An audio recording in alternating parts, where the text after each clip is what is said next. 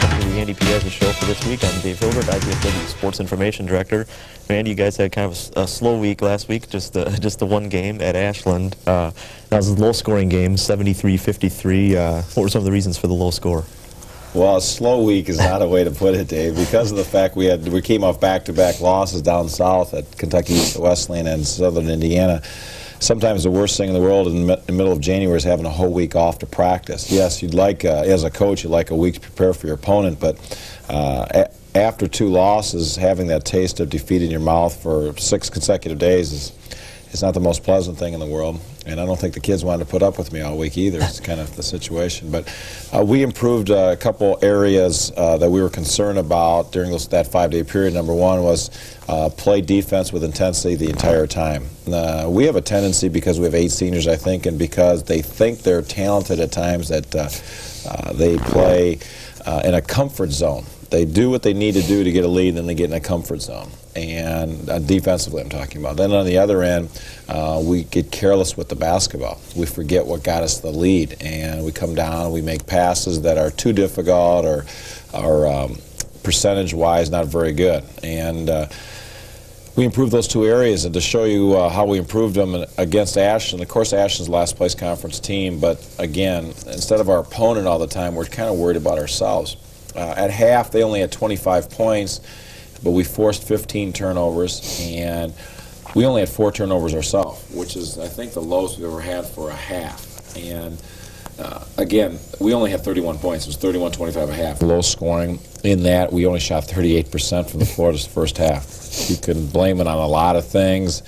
For our bus ride, we have to get there. We got there over 2 hours before the women's game, and then we have to sit around and wait for the women's game to start, and then we have the women's game to sit through, and then our game. So those things are kind of tough sometimes. But some of our shots were so makeable that we hurried them. The other thing was, I think we were going so hard defensively, sometimes we were, the intensity level on defense is carrying over to offense, and we're going too fast sometimes. But the second half, we seemed to calm down a little bit offensively. We shot, I think, 62% the second half from the floor. But Ashland, on the other hand, was very patient with the ball the second half. They, obviously, with the 15 turnovers, they were going to slow their offense down. And we played pretty good defense, and they just took a lot of time off every ball possession. And again, we were only 5 of 11, I think, from the free throw line. So we didn't go to the line very often, and we didn't make very many. So that accounted for some of our low scoring there. You know, the number of ball possessions we had in the second half were not that great because Ashland was working the clock. And the thing, the second half that, as a coach, you're obviously happy with is the fact that they scored 3 points in the first 10 minutes of the second half. They only had 28 points with 10 minutes to go in the game. And the last 10 minutes was just back and forth. We subbed, they subbed, and we had a lot of players playing a lot minutes and getting some playing time. And we were up by 30 at one time, but we've never tried to rub it in, you know, keep our starters in our press and things like that. We took our press off, you know, with about 15 minutes to go in the game, and played a lot of kids played I think everybody played 4 minutes or more. So we had balanced minutes, and the pace of the game and our poor shooting the first half is the fact we only scored 73. But anytime you go on the road and get a 20-point win, we'll take it. And I think that's the first time we've won in Ashland since my second year here. And I think the last 3 years we've lost by over 30 at Ashland the last 3 years. So we'll take that turnaround. Was the crowd there big and rowdy? I know they usually draw very well at Ashland. Like you said, it's been 3 or 4 years since you guys had won there, and always the margins of defeat always been pretty big. Well, it's a typical scene in athletics. Everybody loves a winner, and 2 years ago, 2 years ago, they were #1 in the nation. We were over there, and we couldn't even get out of the tunnel in the hallway to come out to the court because there's so many people filing in, and they had 2,800 people night in and night out, and they filled the place, and they had standing room only. And Saturday, even with a women's game, of course, you know, Ashland does not have a lot of things going on in town like we do in Fort Wayne. I think they only have 2 high schools. They don't have any pro franchises. They don't have pro hockey or basketball like we do. It's a small town. There's not a lot going on socially in town, so the basketball can draw better. Yet they listed it at 1,480, 1,480 people, but the SID said somebody put that in there. They just guesstimate. They don't take counts like you do here. They only had, he said, maybe 700 people there.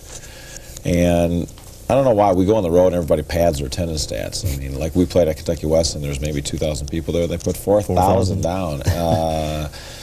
Southern Indiana had 2,100 for one stat, 2,700 for another. I mean, you can't be off that many people. They just guesstimate.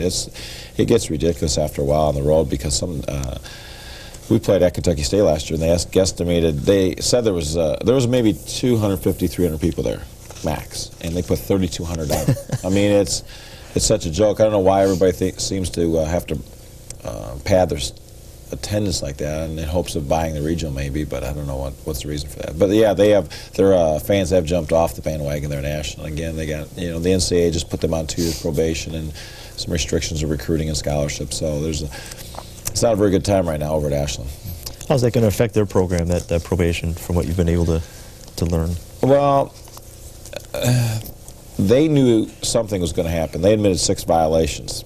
And with a 2-year probation, that means they can't go to the NCAA tournament for 2 years. Well, that doesn't affect them really because they're not going to go this year or next year anyway because they're not good enough. Reduction of scholarship, I think they got reduced from 11 to 10. Well, they still have more than we do. How does that affect them? I don't know. They have 5 paid visits a year. They can bring kids in. Well, they have 8 freshmen in their program right now, and they only have 1 senior. So how many kids are they going to bring in anyway? So they're so young that the sanctions are not going to really affect them at all. They're not going to get the NCAA tournament the next 2 years anyway. Reducing scholarships is not that big a deal, especially a private school with all the funding that they have otherwise. That's just athletic scholarships they can use. And limiting number of paid visits. We don't have even 5 paid visits a year, so it doesn't really affect them that much. I think it's like one of the people over there who I can't name because they're not supposed to talk about said it's almost like a slap in the wrist. They really didn't get hit with any kind of severe penalties at all. You think it's good for them to get that off their backs? I know there's been talk about NCAA and Ashland for probably most of the last 2 years, articles in the paper and everything. Is it good just to get that behind them now? Yeah, it's good to get behind them. It's good for the league to get it behind us because we have the programs in our league. The Basketball Times named us the #1 conference in the nation, toughest Division II conference in the nation. And we have teams go to tournaments. We have some of the teams bringing a lot of transfers, especially at semester, and then we got teams on probation on NCAA investigation. So, one coach jokingly said, "Yeah, you got your program, your conference is big time now. You got the NCAA investigating programs, you got people nationally ranked, you got transfers coming in and out. So we have the same headlines as the Division I major powers now, it seems like. But it's good to get it out of the way. It's good for the conference to get out of the way, and I think Ashland, for Coach Wagon, he wants just to get on with his program now. The previous coaching staff is where the violations occurred, so it's not Terry was not the head coach when that occurred, but he was one of the assistants then. Now, one thing you did do differently in the Ashland game was you had one change in your starting lineup. You had Russ Marcinek, a sophomore from Hammond, start in place of, well, Scott. That position has changed a couple of times recently. You had Andy Liebert there for a while, Scott Simmons for a couple of games. It seems do you like expect to see some shuffling there? Or? Yeah, we play a point guard offense, which is Andre Walton is our point guard. And we play 2 post offense, and Sean Gibson and Doug Ranke have been starting there. And Pat Murphy, John Honstrotter play a lot of minutes. We have those 4 post people are interchangeable. They're all 4 seniors. The 2 wing positions has been a problem for me the last month or so because of the fact that nobody really wants to win the position. Scott Simmons will have a great game offensively and a mediocre game defensively, or vice versa. Shane Gibson, defensively, we're concerned about him. We started him anyway. And at times, defensively, he really hurts us. And he was 4 for 11 from the floor. So I don't know if he should start again Thursday. Again, starting, I guess, isn't really a big concern of mine, is who plays well when kind of attitude. We play 4 wings, and Russ Marcinek, who's our backup point, does such a great job defensively. He plays with super intensity, handles the ball, gets the ball to the right people. We took a gamble and played Russ, and he was guarding a 6'6" kid, and Russ is like 5'8". And he just gets after people so hard defensively. And he had a great week of practice. You have to start him. You have to reward those kids that play as hard as they can and try to do the right things. And even if it means putting a kid out of position, putting a good player on the bench. Scott Simmons, who he replaced, played very well off the bench as far as he shot very well, and his defense is picking up. Scott and Russ could start on Thursday. we started Shane to give us some more size at the other wing because he's 6'5", but if he doesn't play defense and doesn't rebound, then that size is wasted kind of thing. And if he doesn't shoot well, then he's not really contributing to the team. So, and again, it depends how Shane's playing and Scott's playing. I mean, if they're both play well in practice this week, they both probably deserve to start. And if Russ plays well and those two don't, we'll play them. We guess we have to play revolving doors for a while. And it's January. I don't know how do you motivate some of those kids to give that effort defensively except sit them down. Another lineup change on Saturday night. Tony Martin saw his first action of the year. Played a couple of minutes. Had a basket. Is he back in action now, healthy and ready to go? Yeah, the doctor gave him the release a couple weeks ago, and this was actually his first full week of practice since the first week of the year. In fact, this is the second full week of practice that he's participated in 2 years. Because last year, he tore his Achilles tendon and had surgery. This year, he rehabbed for 12 months, came back this year, or rehabbed for about 14 months because he tore it in September a year ago. Came back, and first week of practice, he had, you could tell he was a little slow getting back. He still wasn't the same, after surgery, not quite the same. And then all of a sudden, he breaks his hand the 7th day of practice. So he's out till now, and he's back now, but you could tell yesterday in practice even Tony is nowhere near the other kids as far as conditioning. He needs to do a lot more running and jumping and just game-like activities in practice. And he should have been doing those the last 2 or 3 weeks before he had the green light from the doctor, because it was his hand that had surgery, not his legs. And he came back and he's not, his timing's off. And yesterday in practice, he's nowhere near his guy defensively or trapping intensely or things like that. So he's like jumping in where everybody else has been doing it for 3 or 4 months. So he's light years away from contributing, and I don't know if he will contribute this year because of the fact we're in the 3rd week of January. He has to make great strides the next 2 weeks to try to get into that 10-man rotation, because we have Tom Patterson ahead of him and Russ Marsick. So we have like 5 or 6 wings right now that are ahead of him. So if he contributes, it's going to be up to him how hard he works the next couple weeks, because it is still a long season. We still have 4 more games in the first half of the conference to play yet, and hopefully tournament time in March. Are you able to redshirt a player twice? Because I know he redshirted all of last year. Yeah, no. The rule is you allow 1 medical year redshirt. I know Coach Knight in Bloomington has asked about that with Graham because he broke his foot again, but they haven't changed those rules. Tony was medically redshirted last year, and this is his 5th year, and he's a senior eligibility-wise, and this is his last semester of eligibility right now. All right, well, we're going to take a quick break. We'll take a look at a few more injuries and then take a look ahead to next week's games.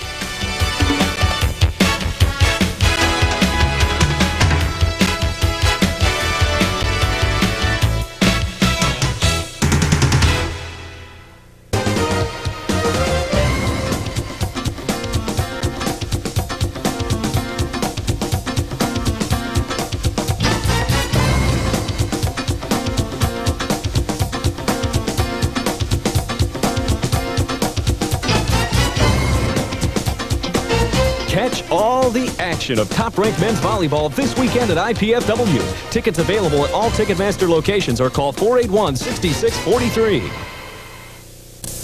This is the increasingly competitive world we live in, and this is the country we want ahead of the competition. These are the people we'll be depending on to keep this country ahead of the competition. These are the colleges and universities we're relying on, for the people we're depending on to keep this country ahead of the competition.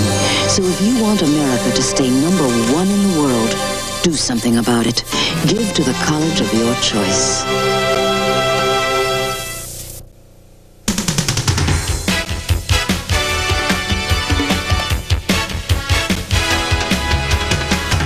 Welcome back to the Andy Piazza Show. Andy, I'd like to take another look at some more injuries. Got a couple of guys banged up.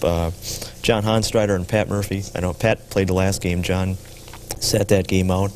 What's their status? Well, John has a strained muscle in his hip. He pinched a nerve, and the nerve stimulates the muscle in the hip area. It's all the way down his left side of his leg. And he sat off for a little bit and played down the southern trip with it and re-aggravated it, and then he went through rehab last week, and didn't do one of the things he was required to do in rehab, and a spasm on him Thursday of last week. So what we've done is rehabbed him and not practiced him at all since our Southern Indiana loss, which was 10 days ago. He dressed against Ashland. He was more of an insurance in case bodies, her injuries, foul out, things like that. And so we didn't play him at all. I wasn't going to play him unless I absolutely had to. We were going to go with our freshman post player before we had to play him. Rehab's come along okay. Hopefully he'll be back Thursday. It's this type of injury. We don't want to bring him back until it's pretty much healed, because we don't want to re-aggravate and go through the same thing next week. Be nice to get him back Thursday. Saturday for sure we're shooting for. Again, he's going to have to sit out. This is his second week sitting out, so I don't know how that'll affect him. I don't think so that much, because he's a senior and he hasn't missed a practice or a game the whole year, so he'll be okay. And Pat Murphy, Pat works so hard in practice and gives everything he has. He's not as athletic as the other kids, yet he's just strong, smart, and a hard worker, and he just gives everything he can day in and day out. And he has his knees are getting old on him. He's a fifth-year senior, and they're getting creaky, and he's got tendonitis in his left one, and that tendonitis in your left knee is getting more common because your right-handed players are always going off their left leg to shoot layups and trying to dunk, and always got a kid like Murph is trying to dunk all the time and always straining off his left knee. And you think of all the times you pivot and jump off your left leg, and sandlot ball on the asphalt and the driveway, and all the pounding your left leg takes as a right-handed basketball player. And because of that, it just wears out. Tendonitis, an inflamed tendon below the patella, below the kneecap, and it just got inflamed to the point where the long road trip back Saturday and not practicing Sunday, not stretching and ricing, it just killed him on Monday. He was just hurting so bad in practice that he didn't practice Monday. He won't practice Tuesday. The doctor looked at him Monday night. He's going to be on anti-inflammatory pills and a little bit of weight training for the muscles around it, a lot of ice, a lot of rest, and hopefully he'll be there Thursday. He's a tough enough kid that it's not an injury that stops you from playing, but it's a nagging type of injury. He'll be back Thursday and contribute, and we might have to, Murph's the old man now, 50 or senior, we might have to sit him out a practice or two every week just to make sure we don't wear him out too much, because we have a long way to go yet. Now, Lan Bullard apparently is going to be out for the rest of the season. Yeah, unfortunately, Lan had a nice beginning of the year. He was averaging double figures, 10, 11 points a game. I think he was around 13 or 14 before he got hurt, shooting 52% from the floor. He was our two guard. He was one of those wings that was stepping up and started the first 5 games, contributing offensively and defensively.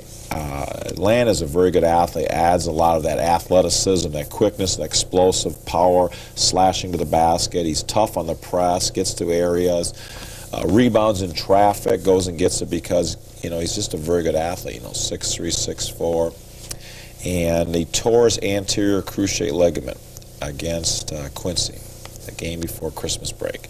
Tore it in 2, so they're going to have, I think, surgeries scheduled next week. We had to wait for the swelling to go down. He's going to go up to Ann Arbor and have it done by a surgeon up there. I think that's what's going to happen. His father and our head trainer and our doctor here in town, Dr. Rutledge, they're all conferring right now where they want it done, by who. And he's going to miss about a week of school because you're laid up for about a week. And then he's going to be in rehab for until next season. It could be 10 months, 12 months, 14 months. He might be ready next November. It might be December. It might not be till January. We're going to petition the NCAA to try to get him a medical redshirt year, but he hurt it during the 7th game. And he went over the 20% rule, which is a rule that they have. If you play over 20% of the if you play in 20% of the games, that you can't get a medical redshirt. But there are stipulations because of that. He hurt it. Didn't complete the 7th game. There's different rules the NCAA has that you can petition for, and our head trainer, Mike Gale, is in the process with our assistant athletic director, Dan Gebhardt, to file the paperwork, and it goes to the league in the spring, and then it goes to the NCAA. So we won't know if he gets his junior year back until the summer. But regardless of that, he has next year. So He has 1 year of eligibility for sure, and hopefully we're going to try to get him 2. And hopefully the surgery goes well, and he works hard in the rehab, and he'll be back. The people are coming back from those surgeries very well right now, and it depends how hard he works again in the off season in this rehab program. Okay, now taking a look ahead to this week, you've got Bellarmine coming up here on Thursday, Kentucky State here on Saturday, both games at home, 8:05. Now Bellarmine's team that traditionally has been one of the stronger teams in the league, this year they're down a little, 4-9 overall, just 1-5 in the league. What are some But they reasons? they just added a transfer. Again, for the people that don't understand, in Division II, there's a one-time transfer rule where you can go from Division I to Division II and be immediately eligible and not have to sit out that semester or that year, as long as the Division I school gives you the waiver and you're in good academic standing and the school admits you and things like that. In our league this year, Indianapolis, Kentucky Wesleyan, and Bellarmine all got Division I transfers at semester, which, again, I don't agree with that rule. I mean, the player that Bellarmine got was Andy Pennick, who was a guard at Michigan State University in the Big Ten. Was up there 3 years, but medically redshirted 1 year. He's from Kentucky originally, Andy Pennick is. That's why he's probably at Bellarmine. He's at Bellarmine because Bellarmine had, number one, a scholarship available. Well, we don't at semester. They had depleted numbers. They're lacking some players.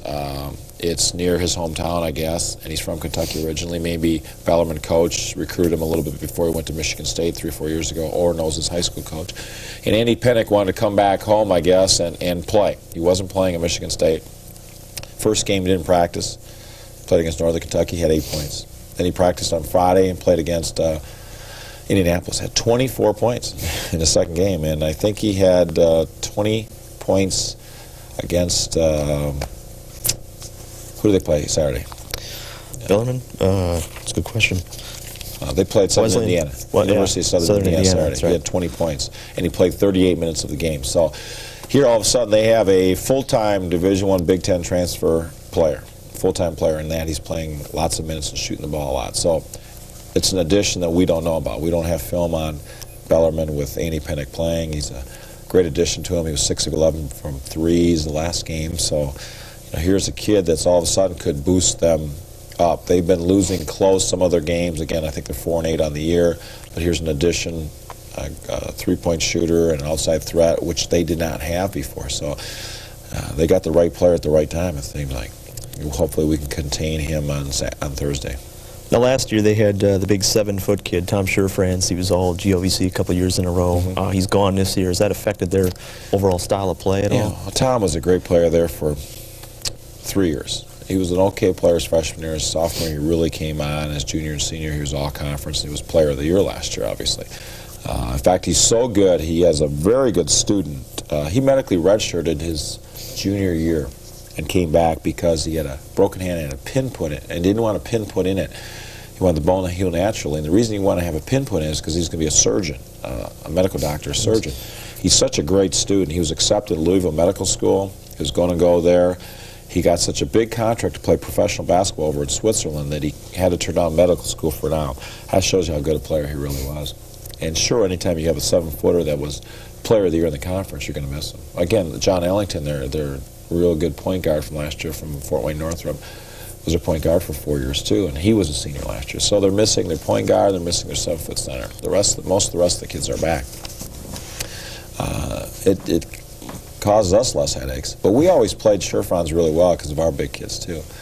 But we need to get a sweep of Bellarmine this year. We've split with them every year, it seems like, and we need to get them twice this year. And our first chance is Thursday at home. And then Kentucky State on Saturday. Another game starts at 8 o'clock. The last 2 years have been weird in the fact that Kentucky State's beat us in the last play of the game at home the last 2 years, and we've gone down to their place and handled them easily. We beat them by 15 points, I think, both times the last 2 years at their place, yet we lost them at home. And that shouldn't happen. Last year, you can come up with excuses. We have 5 kids out with the flu, but still, it shouldn't happen. Kentucky State, obviously, it seems like we get to play teams when they're on a roll. We play Southern Indiana after they had the great run that they had the week prior to our game, and here we get Kentucky State, who's coming into our place Saturday after sweeping Southern Indiana and Kentucky Wesleyan at home, but they have Cedric Fuller and Cornell Forest, two of their players, were back-to-back players of the week the last 2 weeks. So they have two different players stepping up and doing it, and those aren't even their marquee players. Eric Little was their all-conference player, post player last year, and Jermaine Couch, their guard, who was the second leading scorer, I think, in the conference last year, was all-conference. Those are the two marquee players. They brought a junior college point guard in here. Cornell Forest and Cedric Fuller are stepping up as seniors and winning player of the week honors. So it's great. We get to play all the hot teams, right? When they're on a roll. But fortunately, they're at our place, so hopefully it'll have something to do with the game on Saturday.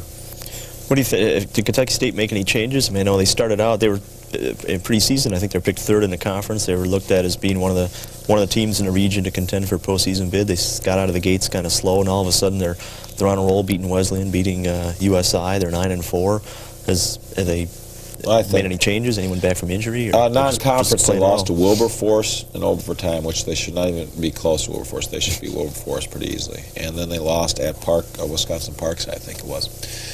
I think sometimes you have a problem in that they start 4 seniors and a junior, and they have almost everybody back from last year except 2 players. And they brought in junior college point guard and moved Jermaine Couch to 2 guards, shooting guard. Sometimes they look at the press clippings. They were 18-10 last year and really improved and picked 3rd in the conference this year and received 1 vote in the media poll for winning the conference championship.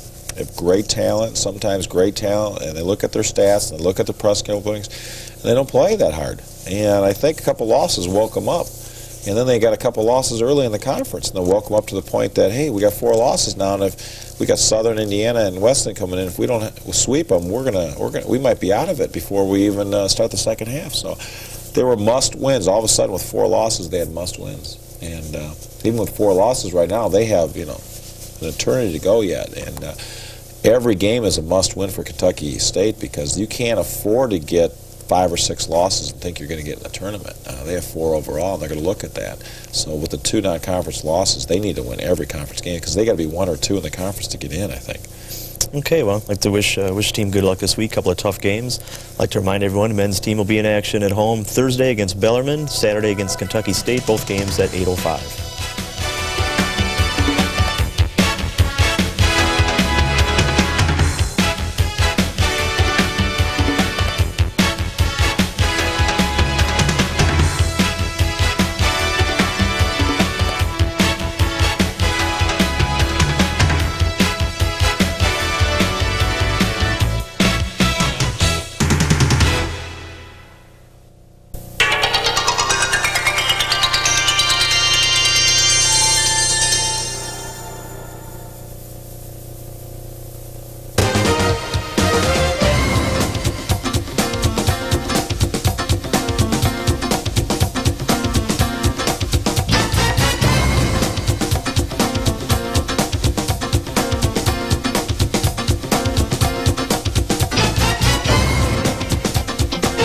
Catch all the action of top-ranked men's volleyball this weekend at IPFW. Tickets available at all Ticketmaster locations, or call 481-6643.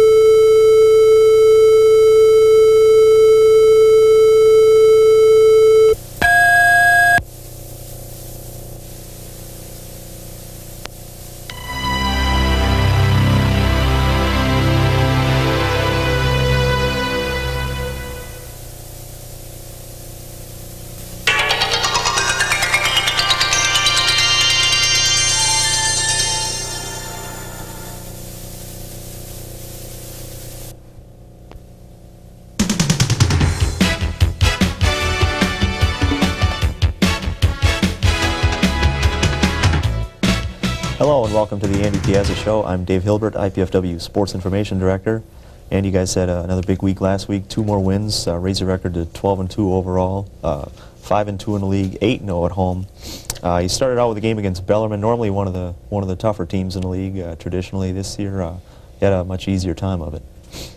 Well, Bellarmine, the last few years, we've been fortunate enough to beat them at home, and yes, they have been traditionally one of the better teams in our league. And but they had the graduation of Tom Scherfranz, a 7-foot center who is playing professional basketball over in Switzerland, and he was Player of the Year last year. John Ellington, the point guard for 4 years, who's a Fort Wayne High School former player at Northrop High School here in Fort Wayne.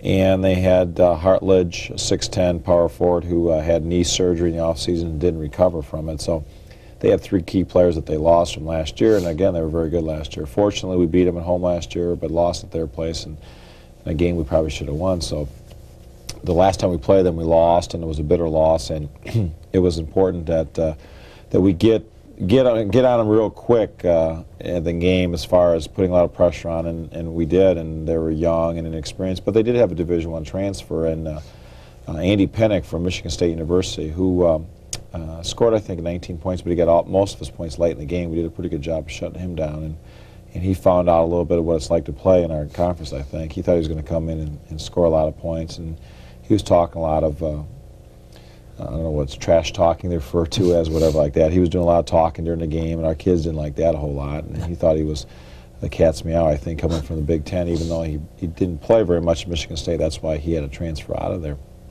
So it was good for us to win big like that because we got to play a lot of kids, and a lot of the younger kids received 4, 5, 6 minutes late in the game, and I think Casey Runyon, our freshman, got in the first half even on that game too. So it was good because they got to go in a couple times and get in the flow of things and play with some of the veteran players.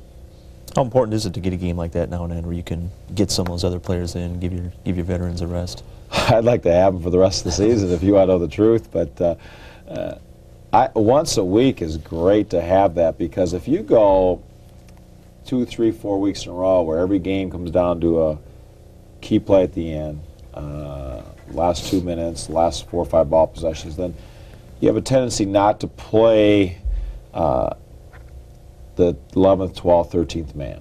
And we play 10, and a lot of schools only play 7 or 8 kids, and we play 10, 11, right in there, and we have 14 on our roster now, counting our one walk-on, Chad North. So it's nice when you can get everybody in for 3 minutes. I mean, when you put couple of your players in the last minute, that's a token time, but you're trying to get them in the game and let them feel like they're part of the success that you had that evening. And their future obviously is determined on how much they improve, and you want to get them some playing time to motivate them, I think, is what you say, to get them to work harder in practice and feel part of the team. So I'd like to have one every week, but fortunately the conference does not allow that because of the fact that we play 2 conference games a week now, the rest of the week.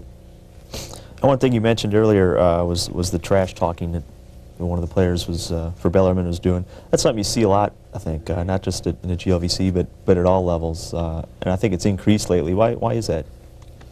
I think somewhat it's the way kids don't just come to college when they're 18 years of age and do this trash talking or whatever. A lot of selling wolf tickets, as they say on the streets, and talking a good game. That doesn't just happen when kids are 18 years old and step on college campuses. Obviously, it happens in high school and junior highs, et cetera, et cetera, et cetera. In the parks in the summer, the kids do a lot of talking, and that's kind of if you can't talk the talk and walk the walk, supposedly, you're not going to make it, especially in the inner city environments possibly, but it's not just inner city kids, it's suburban kids, it's rural kids. Here Andy Penix from Louisville, Kentucky, and he went to Michigan State and couldn't make it. All of a sudden he comes here and he thinks he's just going to roll over the GLVC, and he's slow, and he is a decent shooter, but we contained him pretty well, and I don't know if he was just frustrated or what, or our kids talked right back to him, and that bothered him and got him going even more. And he was talking a lot of nonsense to our guards, and our guards reminded him, "Hey, you didn't even play. You didn't get off the bench at Michigan State. Who do you think you are talking?" Our kids weren't talking trash back to him. We're reminding him where he came from, and it just doesn't happen. It happens in high school in the summers. It's up. The coaches can curtail it somewhat. We don't. appreciate it. You know, we don't mind talking and things like that, and kids, you know, saying things once in a while, like Jermaine Couch against Kentucky State. If you're going to back it up, you better back it up. He may hit a couple threes against us, and he was talking to some of our players, hey, check up and guard me and things like that, and that's okay, I think. They're not swearing, they're having fun a little bit, but Jermaine Couch hits a three in front of our bench over Scott Simmons, and he turns to me on the bench. He says, hey, Coach, do you have anybody that can check me? Check me meaning, Coach, do you have anybody out here that can guard me? Well, that's okay if you want to do that, but he should be getting back playing defense. While he's saying that, we're inbounding the ball and we're running down their throats and scoring. Well, Jermaine Couch, all of a sudden, in the second half, he starts firing blanks. We defense him real well. All of a sudden, he can't hit the broadside of a barn. His team shoots 34% from the floor and they lose. Well, hey, they shouldn't be talking all that nonsense if they're, you know, in a game like that, because all it does is motivate our players. They're not doing their job defensively if they're sitting there talking after they make a good play. And sometimes you see the University of Michigan, the players. Jalen Rose will make a great play. Their point guard is a great player, and he'd be over there talking to the crowd instead of playing defense. Well, I don't understand that at all. And none of our kids do that. So. No, at the end of the game, they called the technical foul on the kid from Bellarmine for, I think the referee said, unsportsmanlike conduct. What are your feelings on those rules? I know some people like to see that. They want to get that out of the game. Other people say, well, you know, you just got to let these guys play their game. I've never seen a player ever get a technical foul while he's shooting a free throw. That's the first time, and I've been coaching 16, 17 years now as a head coach. Andy Pennick was at the free throw line, shot a free throw, was going to shoot a free throw, was talking trash to our players. The referee, when he administered the ball to Pennick, told him, shut up, I've had enough, I don't want to hear it anymore. Well, Andy Pennick, unintelligently, keeps talking. Well, the referee had enough of that, so he teed him up, which is a personal foul this year, and it goes towards your team fouls. So all that was a detriment now because of the fact that not only are we going to shoot free throws, we're going to get the possession of the basketball to score. So it negates, the free throws negate any free throws he makes. Plus we get ball possession, plus momentum, things like that. So what advantage did he get out of that? I don't know. I'm sure that Coach Ryba was not too happy with that. What are your feelings on the rule, though? Do you think that should be part of the game, or do you think that maybe they ought to just let it go, thinking that's what these players are going to do? I don't think you can let it go. I think it just will deteriorate even more. I think the coaches can put stops to it. I think the officials can early in the game. Kids out of line early in the game, you team up quick, it sets precedence. Just like if you want to clean up physical play early in the game, call a bunch of touch fouls early. It cleans it up. The officials can have a lot to do with the game. Coaches can have a lot to do with the game. The kids will be kids. You know, they'll do whatever they think they can get away with it, whether it be pushing and grabbing the low post or hand checking out the guard spot, or talking nonsense during the game. They're still 18, 19, 20-year-old kids. And coaches have control of that, officials have control of that. So it's a situation where, you don't want to see that. You don't want to take your child to the game and see kids barking at other kids like that. You want to see basketball. And for the most part, most of the teams do that. In our league especially, they're pretty classy kids and pretty classy coaches. Now, on Saturday night, I guess a little bit different style of game against Kentucky State. Kentucky State came out, hit a bunch of shots early, got a pretty decent-sized lead. Yeah, the lead led the whole first half until the final second, so we went in, I believe, 42-41 lead at halftime. Second half, you guys jumped out to a 6-7 point lead, then kind of went, had a little lull in the offense. They came back, took the lead, and then it seesawed back and forth till the end. A lot like last year's game at our place. They play well here in our gym. They beat us 2 of the last 3 years here. They shot well the first half. They were on top of their game. We were a step slow, I think, defensively when we shot poorly the first half. Second half, we shot almost normal, 53, 54%. We shoot 56, 57 as a team. Defensively, though, we put more pressure on the perimeter people, which forced them out farther, forced them not to take as good of shots, and we constantly getting the ball inside got some of the big kids in foul trouble. So they weren't as effective defensively, and we scored easier inside. When we had the 6-7 point lead, and then we came down and offensively we're stagnant, didn't get a lot going, that's the same thing that happened at Kentucky Wesleyan. late in the game, and you were there. We have a not a comfortable lead, but we have a semi-comfortable lead. We have 7, 8, I think we had 6, 7 point lead, and ball possession, and we didn't convert 3 straight times. We didn't move very well. We didn't come off the screens very well. Our wings didn't cut very hard. We didn't set very good screens. It's the 4 kids without the ball that didn't move without the ball, didn't do the things they were going to do. And I think we're going to have some film clips here. We're going to show some of the highlights, obviously, of the Kentucky State game. But they scored, and then our defense took over again. We forced some turnovers and got some easy conversions, and went inside to Sean Gibson and Andre Walton, took it to the basket a couple times, and all of a sudden we're back in it and got the lead, and then we started executing. After a timeout and remind them what we want to do, we inserted Scott Simmons, went through a 3-point special. He hit 2 big threes coming off back picks when we reversed the ball, and that's just momentum carrier. And then we went back to our press and contained them, and Kentucky State got tired. They got very tired, took some bad shots, undisciplined shots possibly, if you want to say that.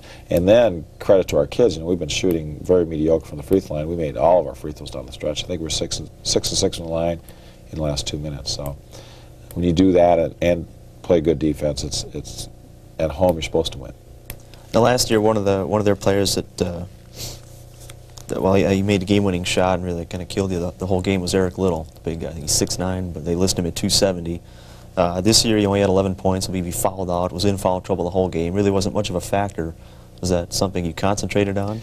That, and I think I was a little disappointed in the fact that you get a kid who's player of the year, newcomer of the year last year, Eric Little, and he shows up this year. He's 20 to 30 pounds heavier than he was last year, and he was way overweight last year. He was 250 last year, and I listed him at 270. If he's 270, I'm 150 pounds. I mean, he is huge, and he walks up and down the court, and some of that has to be the fact that the conditioning, and from all that extra weight, his conditioning is not as good.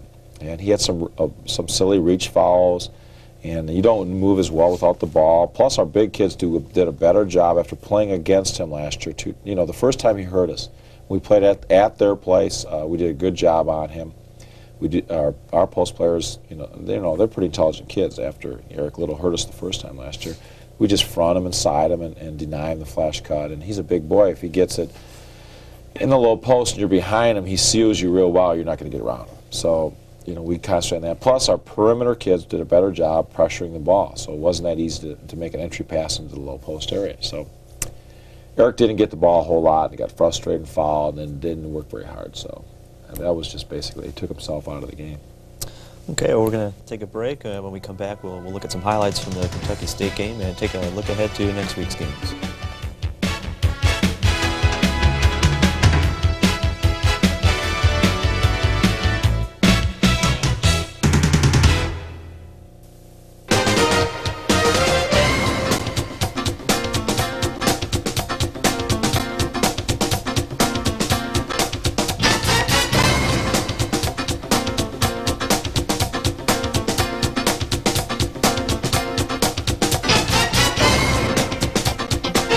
Catch all the action of top-ranked men's volleyball this weekend at IPFW. Tickets available at all Ticketmaster locations or call 481-6643.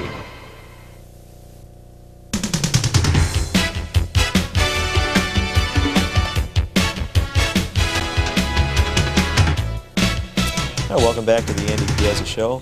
In a second here, we're going to take a look at some highlights from the Kentucky State game. How big a win was that, not just in terms of the conference standings, but also the regional and postseason picture? Well, 2 things happened. We won both games, and St. Joe lost both games. So we should be 3rd in the region. But you know how the regional people are. I mean, they might put Northern Michigan 3rd and us 4th. Northern Michigan has 3 losses. Seems like they have to keep a team in for Michigan no matter how mediocre they are because of the fact they're going to get 1 in and regional time because they get an automatic bid.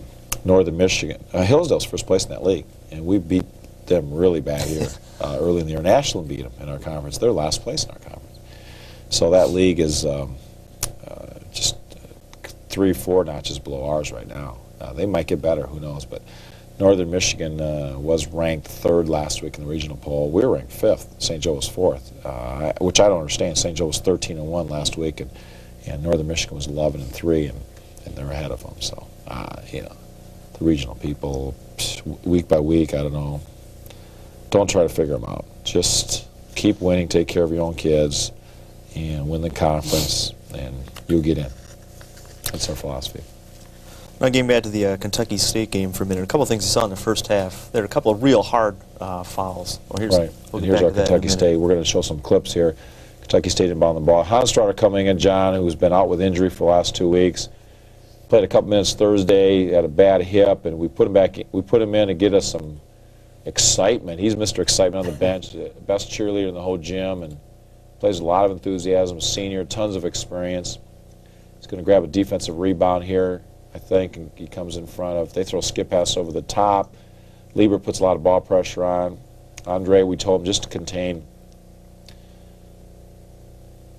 And John getting rebound, not letting Little have that offensive rebound. And Little goes over his back and commits a foul right there. Well, John came in for Doug because Doug was not playing very well. Had turned the ball over and missed a couple easy shots, got a shot blocked, threw the ball away, wasn't moving without the ball. A lot of little things. I don't know why that happens because he played so well. Here's John coming off our post special pick from Sean Gibson and just buries the 15-foot jumper in the corner. And told John, I said, just shoot the ball because of the fact that they're slow inside. They're not very deep. After Little and Cedric Fuller, they don't have a lot of bench. Eric Dunnigan, the transfer from St. Mary's College, but there they throw the ball away against our trap press. And our press is like bend but don't break. If you're gonna mess up, you're gonna throw it away. But we don't really go for all-out steals and all-out gambles. We don't worry about that. And Shane going in, we're going to try to go inside for Hanstrotter. We're going to run a high-low, I think, here. We run over. John does a great job of catching the ball and giving it up. And even though he fell down, he got it back to the three-point shooter there because Kentucky State doubles down. As soon as you throw the ball into the post area, into the lane area, they will double down from the passer usually. So we kick it out as fast as we can to shoot threes. And Shane Gibson, who missed that shot there, was 1 of 8 from the floor, but did a pretty good job defensively for this year, this game in particular. Liebert into Hanstrotter, great pass, just missed the shot.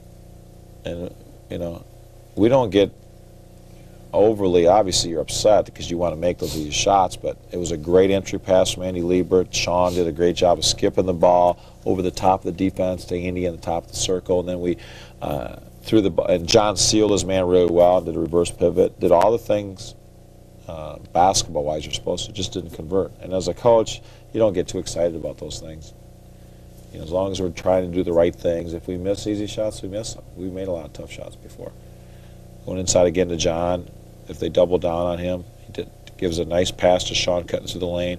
See, the thing is, Sean Gibson, John Hanstrotter, Pat Murphy, Doug Ranke, the 4 postmen. We call them the 4 horsemen sometimes after the old Notre Dame philosophy in football. The 4 horsemen. They've been with us for 4 years now. They've been playing together for 4 years. They're all 4 seniors. So defensively and offensively, when they play together, they know each other so well that they do a lot of things like that where John gets the ball and spins the lane, and Sean's man leaves and hesitates a little bit, they slide down the lane and get an easy basket. They do a lot of things instinctively with each other that does not come from coaching, comes from playing with each other for 4 years. And it's nice to have, and we're spoiled a little bit because we have that right now. We've had that for a couple of years, and they played a lot when they were freshmen. Doug and Sean started full-time as a freshman. Doug started a little bit as a freshman. John started a little bit as a freshman.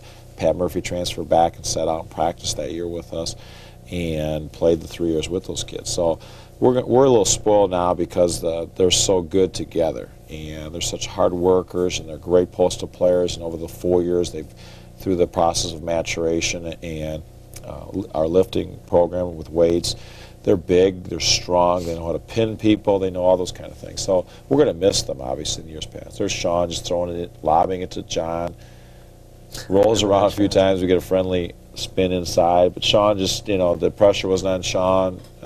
John's looking at him, he seals his man with his hip and his right arm, throw the perfect lob pass to his left hand on the going towards the basket. John stops, with balance, avoids the charge with help side, goes up quickly instead of ball fake. All those things look so nice, but we take it for granted because this kids took 4 years to get to that point where they're that good. And next year we're going to see how good those 4 kids are because they're going to be gone. And we're going to have all young post players again. So the fans and the coaching staff are going to appreciate more what those seniors are like this year, next year when they're gone. You know, sometimes you take somebody for granted all the time in the workforce and in athletics, wherever, and in the family home, and then when they're gone is when you really appreciate them. We run our Judd special. Sean goes right to the basket, misses the layup, but is fouled. We call it Judd because we got it from Judd Heathcote of Michigan State. They ran this for Smith when he was there, and now he's playing for Miami Heat, is it? The All-American guard for them 2 years ago. We have a big kid take the ball out of bounds, throw it to the corner, and we just have him step in and post up, and we're in a post-up situation right away. And we do with one of our better three-point shooters out in the corner. We start him on the block and cut him out, and we're into a two-man game right away. Instead of running all kinds of intricate patterns on our bounds plays, we're very basic. We isolate and run double picks and staggered picks, things like that, and get people open. That's the name of the game. And if we don't score initially, I know we just set the ball up. But I was saying before, I appreciate these kids, and I hope our fans do, because we have 8 seniors on the team. Andre Walton, our point guard, is the other starting senior and captain. And a year from now, when all those kids are gone, I hope that the fans will look at that and say, wow, those kids were pretty good. And that was a great team we had, because of the fact that these kids, won 21 games last year, and they won 20 games when they were freshmen and 16 when they were sophomores. So here all of a sudden we're at 12-2, and hopefully another 21 season. That would make 3 out of the 4 years that they've won 20 or more and been nationally ranked. They've been nationally ranked 3 of the 4 years they've been here now. And the year they weren't, they beat the number 1 and number 3 team in the nation when they were sophomores. So, I mean, I'm spoiled as a coach because it was such a great recruiting class that year. And they've been so much fun to be around, and I say that so much in past tense, but I know we have six more weeks. I just want to enjoy these kids.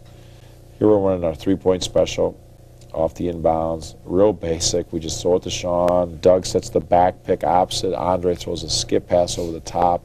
It's a timing play, and the kid gets open because he runs a hard cut right off Doug Ranke's right hip because he's coming on the baseline. And the fact is, Doug is 6'9", 225, 228 pounds, is very strong and seals the kid. We're in our contained trap. Sean gets the steal, Sean gets the steal. Jeff takes it all the way to the basket and misses the layup. And it goes off Doug tips it off Andre out of bounds. The fact is, Sean got the hustle steal, saved it in front of our bench, went over the bench, got the ball. Jeff took it all the way. Nobody guarded him. He should have taken maybe one more dribble and laid up off glass. He picked up his dribble a little bit early in the lane. But again, it's a floater. We don't really want them to take those kind of shots. We'd rather have them take it off the glass. But Jeff felt the defender was coming over, so he went up for half jumper, half layup, and it turned into a finger roll that just came off. But again, it's a shot that Jeff or anybody on our team will make more than they'll miss. So it's a situation where we're not disappointed in the end result. Sure, we'd like to make the basket, but the effort was there, and they tried to do the right thing. That's the most important thing. It's not really an official game until either Sean or John Hunstrider takes out somebody on a bench or the scorer's table. Those kids work so hard. Sean and John are on the floor more than any 2 players probably I've ever had here at IPFW. And you're talking about 6'6", 6'7" kids. And yet they're all over the floor hustling. Here they are going out of bounds for the ball, hustling for the rebound. They kick it out to Andre. Scott hustling the ball back to Andre again. Dishes to John. Soft hands, catches the ball. When he was a freshman, he probably that ball would have hit his hands, hit his chest, and went out of bounds. And you see, people don't remember those things. John used to have a pair of hands that were about as solid as granite. And just through time and effort and his work, he just got better and better and better. First of all, we took him from phase 1 of catching the ball, then catching the ball and making a drop step, and all the way through. He was a good high school player, missed part of his senior year because he had operation because he had his appendix rupture and missed half that year and came back. late in the year, and then we signed on the first day of signing period. And John was we thought going to be a very good player, and he has been a very good player. Statistically, he's not up there with Sean Gibson, but he just gives us so much. He's got such a big heart and such a great work ethic, and it's contagious. He gets the whole team going. And he's fun to coach. And the thing is, if the kids are fun to coach, it makes my job even that much more enjoyable. I mean, if the kids were fun to coach, you wouldn't stay in coaching. And that's what, yeah, we're winning. And everybody likes winning, but when the kid, there's more to it than winning. I mean, you're with the kids 100 practices a year, 30 games, all the road trips, all the meals, the hotels, all the time you spend with them in the film room and things like that. You just learn to appreciate the good kids to be around. Okay. Well, just down about our final minute here. You got Lewis and St. Joe coming up next week. What do you expect to see, especially in the St. Joe game? Well, we go to Lewis Thursday. Not an exciting trip. Romeoville, Illinois, and they'll have 100 people in their stands. They play in a little tin hut over there, and it's hard to motivate the kids. It's my job to do that, obviously, but they're second from last or third. They're seventh in our conference. Yeah, seventh. I think seventh. And they know it's a must-win. The kids can't take anybody light. And then again, you got the kids not trying to get them not to look ahead to Saturday, because Saturday we go to St. Joe. The tough thing is we go to Lewis, we come back. It's 2 o'clock in the morning, 3 o'clock in the morning when we get back. They have to get up, go to class Friday. We have practice Friday afternoon. They have to rest Friday night. We turn around Saturday and drive over to Rensselaer, play at St. Joe, which has that little, I don't know what kind of gym you call it. It's back in the 40s or 30s. They got a net behind the one basket so you don't run off the court, and it's just very, very old. So last year was the first time we lost there since I've been coaching here. So revenge factor, because we lost the conference championship on the last ball possession last year there in the very last game. So I'm sure the kids will remember that. Okay. Remind everyone, the team will be out of town this weekend, but then they will return home a week from today, next Tuesday, February 2nd, when they will play Goshen College in a non-conference game at 7:30.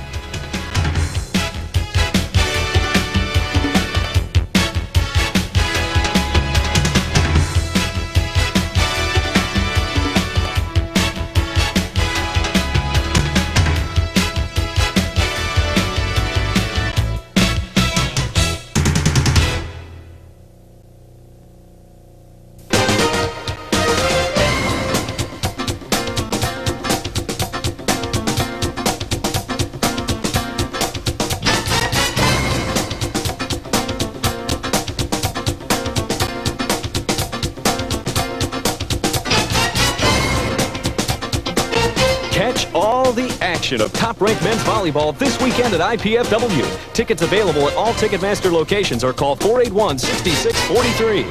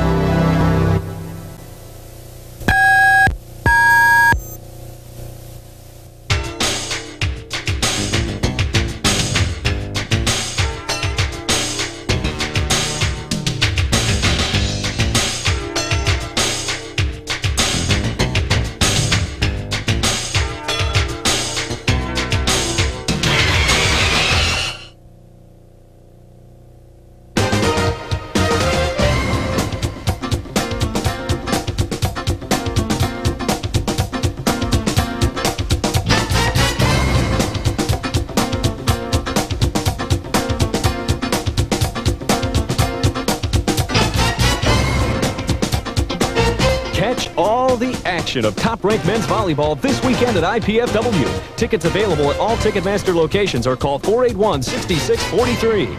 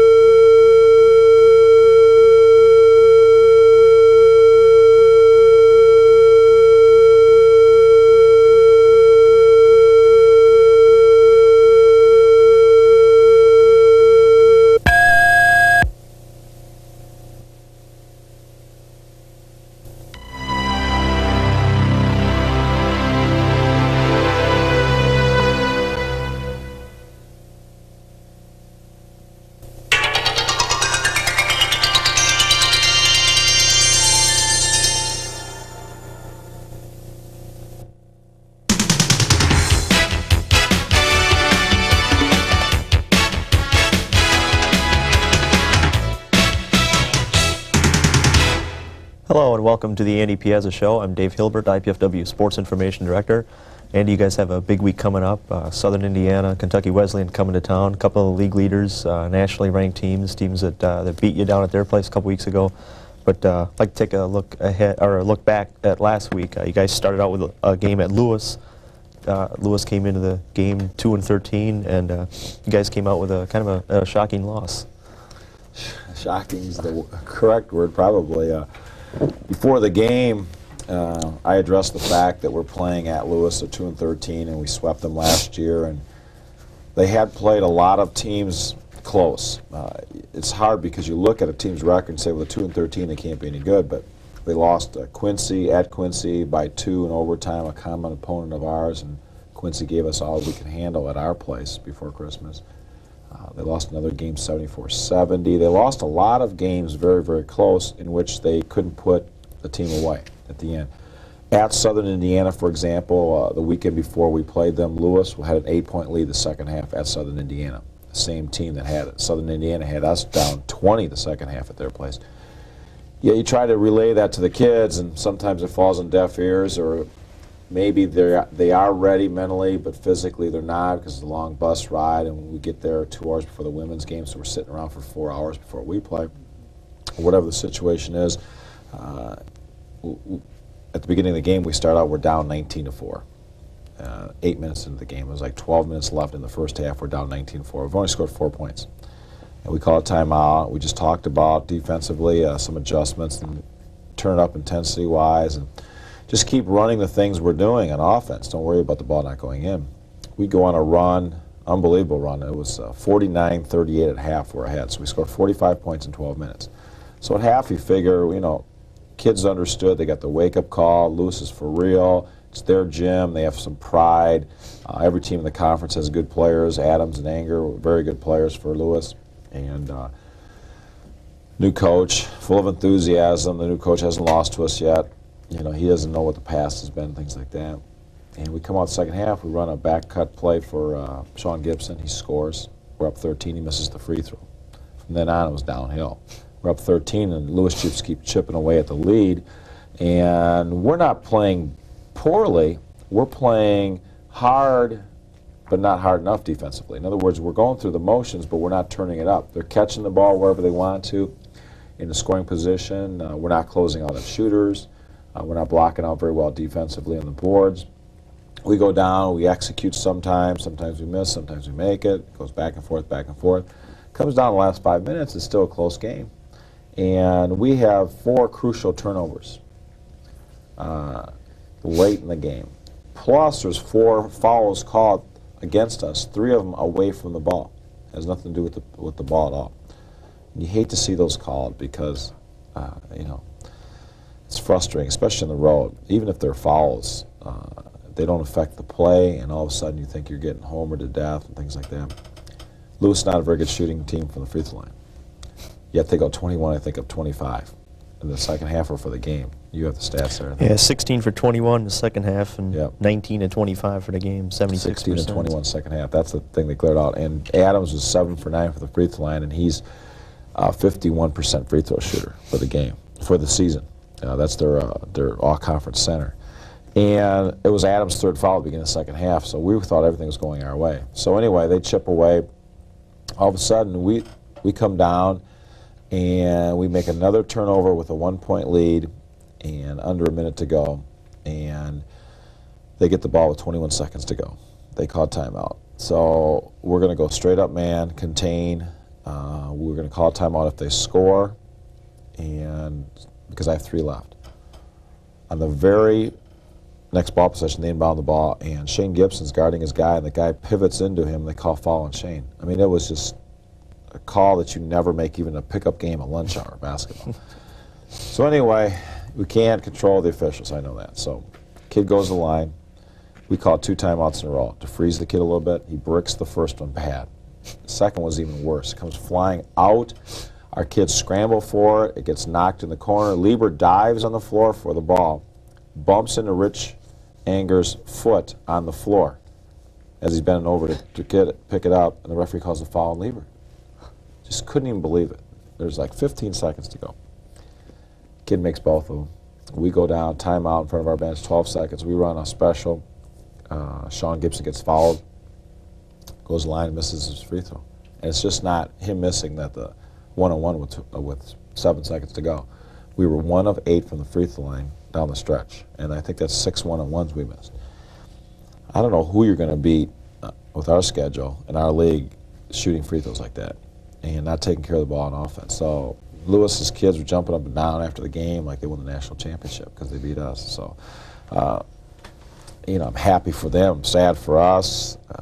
I was in shock that we lost.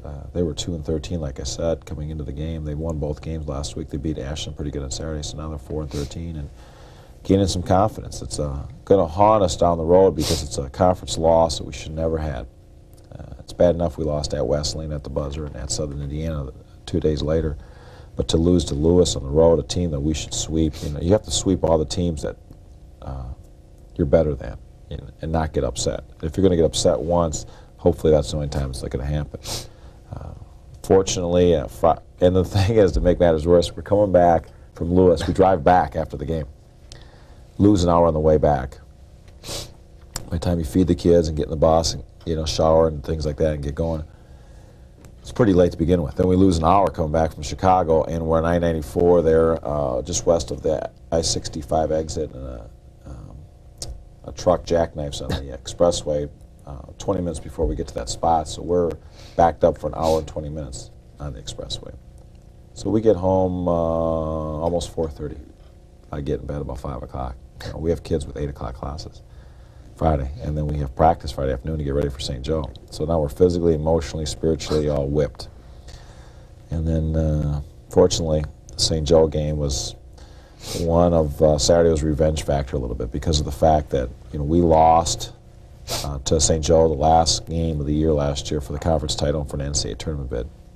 And ironically, the game was similar. Every ball possession was like the NCAA tournament. It was a hard-fought game. It was a great game to watch. If you're a fan and you came to the game and didn't care who won, it was an unbelievable game to watch, in that kids, both teams played so hard, and every ball possession was so valued. As intense as you can get. The fans were great. There was almost 2,000 people there. We had a lot of fans from Fort Wayne drive over. They were loud, and they were on the baseline. Our fans are behind our bench, and they were very loud. So it took away some of their home court advantage a little bit. And it came down, ironically, to the exact same scenario at the end. We got the ball with 57 seconds to go. And after they made 2 free throws, the score's tied, 63-all. So it's almost the same exact score as last year. I think it was 63-62 last year. Here it's 63-all. We have the last ball possessions. We run the clock down, and we run the exact same play that we did last year that we didn't convert on for the conference championship.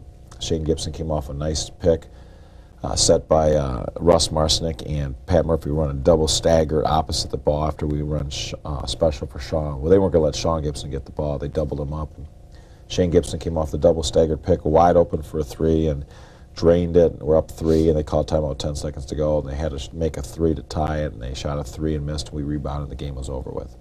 So it was not only a big win because it was revenge from St. Joe from last year. St. Joe was conference leader up until this week, above us in the region up until this week, and we needed to win after the Lewis loss. If we'd have lost 2 in a row and not split this week, we would have dug ourselves a huge hole as far as winning the conference championship. Now, looking back at the Lewis game, are there any benefits or maybe some advantages to losing a game like that, especially given the timing? In my opinion, none. People think a loss once in a while is good for you. A conference loss is never good for us, especially after losing to Wesleyan and Southern. 3 conference losses at this point. I mean, we're 6-3 after the first half. We rallied to win against St. Joe, and we're 6-3. We almost have to go 9-0 the second half to assure ourselves the conference championship. If we go 8-1, it's going to be, I think, 14-4 is going to share the conference title. And who knows when you share who's going to go and who's not going to go to the tournament. Obviously, if we go 6-3 the second half, we're not going to go anywhere. So that'd be 21-6 for the year, and that's a great record. But in years past, we've won 20 or more 3 times and didn't go to the tournament. So I think a conference loss hurts you. The only positive thing is the committee looks at, ironically, how you do against the top teams. If you lose to a lower echelon team, it doesn't hurt you as much. If you lose to a top team, it hurts you a lot. But again, if you beat a top team, it helps you all the world. So beating St. Joe really helped us as far as regional rankings are concerned. Last year, Lewis knocked off was Kentucky Wesleyan toward the end of last year, and in the next poll, Wesleyan actually moved up a couple of spots. Yeah, I don't understand that either. You lose to a team that's 2-13, and it doesn't really affect you. And in my heart, in my mind, it really affects you because you're losing to a team you shouldn't lose to. But if you look at Division I, Division II, Division III, you look at all sports. I mean, it's people can't understand how we went 1 for 8 from the free throw line in the second half against Lewis. People can't understand how we lost to Lewis. Well, I try to remind people that, first of all, I tell most of them it's poor coaching. And it gets them just to stop asking questions, the people that don't really know. But when you think about it, you've been involved in athletics all your life too. I mean, you're dealing with 18, 19, 20, 21-year-old young adults. And you're talking about human emotion, and they're human beings. And how does Georgia Tech beat Duke and turn around and lose to College of Charleston? How does Kansas beat #1 and lose at home poorly, to Long Beach State? I mean, those things just happen. You can't play the best basketball of your life every game. And Lewis played pretty decently against us. And, the thing is, it really irks me that we lost. It really bothers me. It still bothers me today. It's been, almost a week. Yet I can't change it. You can't go back and change it. You have to learn from it, obviously, but you can't go back and change it. Yet it still grates at me. It's always going to be there. We could be 25-4 going into the Final Four this year, in the NCAA tournament, and it's still going to be in the back of my mind that we lost at Lewis in a game we shouldn't have. Because I think, as a coach and as our program here, we've overachieved every year, and I want you strive for that, not your win-loss records and how you shoot from the floor or coaching awards or player awards, but did you get your kids to play as well as they're capable of playing? And that's what we look at. And I didn't get them to play that way Thursday. Fortunately, we only had a day to let it linger, and then Saturday, I thought our kids really played well against St. Joe. They played hard, they played to win, they played within each other. So there's satisfaction Saturday from winning and beating St. Joe at St. Joe, and I think that helps heal some wounds from Thursday. And we needed to, because this week obviously is the make or break it week for our program, I think, this year. Okay, well, we're going to take a break, and when we come back, we'll take a look ahead at the games this week, Southern Indiana and Kentucky Wesleyan.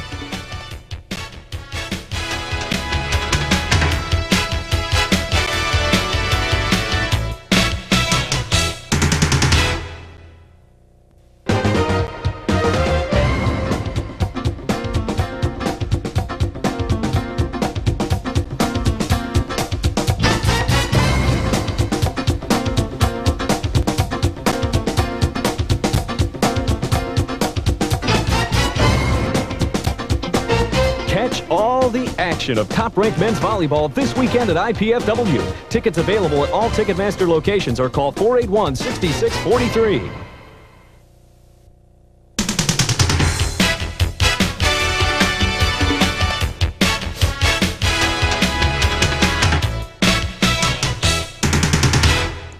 Welcome back to the Andy Piazza Show. Randy, this is one of the weeks that I know a lot of the fans, especially the home fans, been looking forward to. Southern Indiana and Kentucky Wesleyan, two games always tough, especially the Wesleyan game. Now starting with the USI game, a couple weeks ago I went down to their place, lost by I think 107-96, one of the higher scoring games of the year. Do you expect? Are you looking to do anything different this time around? Besides the end result? Well, a couple things. As you were down there, Dave, we lost at the buzzer to Wesleyan 44 hours before that. So there's an emotional factor there. First loss, we were in shock, physically, emotionally, and then we're on the road living in hotels and eating in restaurants. We're at home. We have our home fans. They're on the road, and they don't shoot as well on the road generally as they do at home. And they're a perimeter team except for Bowles. Chris Bowles, they're All-American center. So the factor that they have to go on the road and they have some slippage when they go on the road should help. And the fact that their perimeter shooters are in a different environment helps. And I think my assistant coach, Dick Dumanian, alluded to the fact that if we had played Southern Indiana on Thursday, he thinks we would have beat them. So it helps that we're playing Southern Indiana before Wesleyan, because Wesleyan's an emotional factor because we want to beat them so bad. But Southern coming in here on Thursday helps because we get to play them before Wesleyan. I think that reversal is going to help a little bit. All the factors, you know, we should win, we're prepared, we're conditioned, we're organized. Everything helps. But what it comes down to, ironically, is what do those 14 young men do from 8 o'clock to 10 o'clock on Thursday night?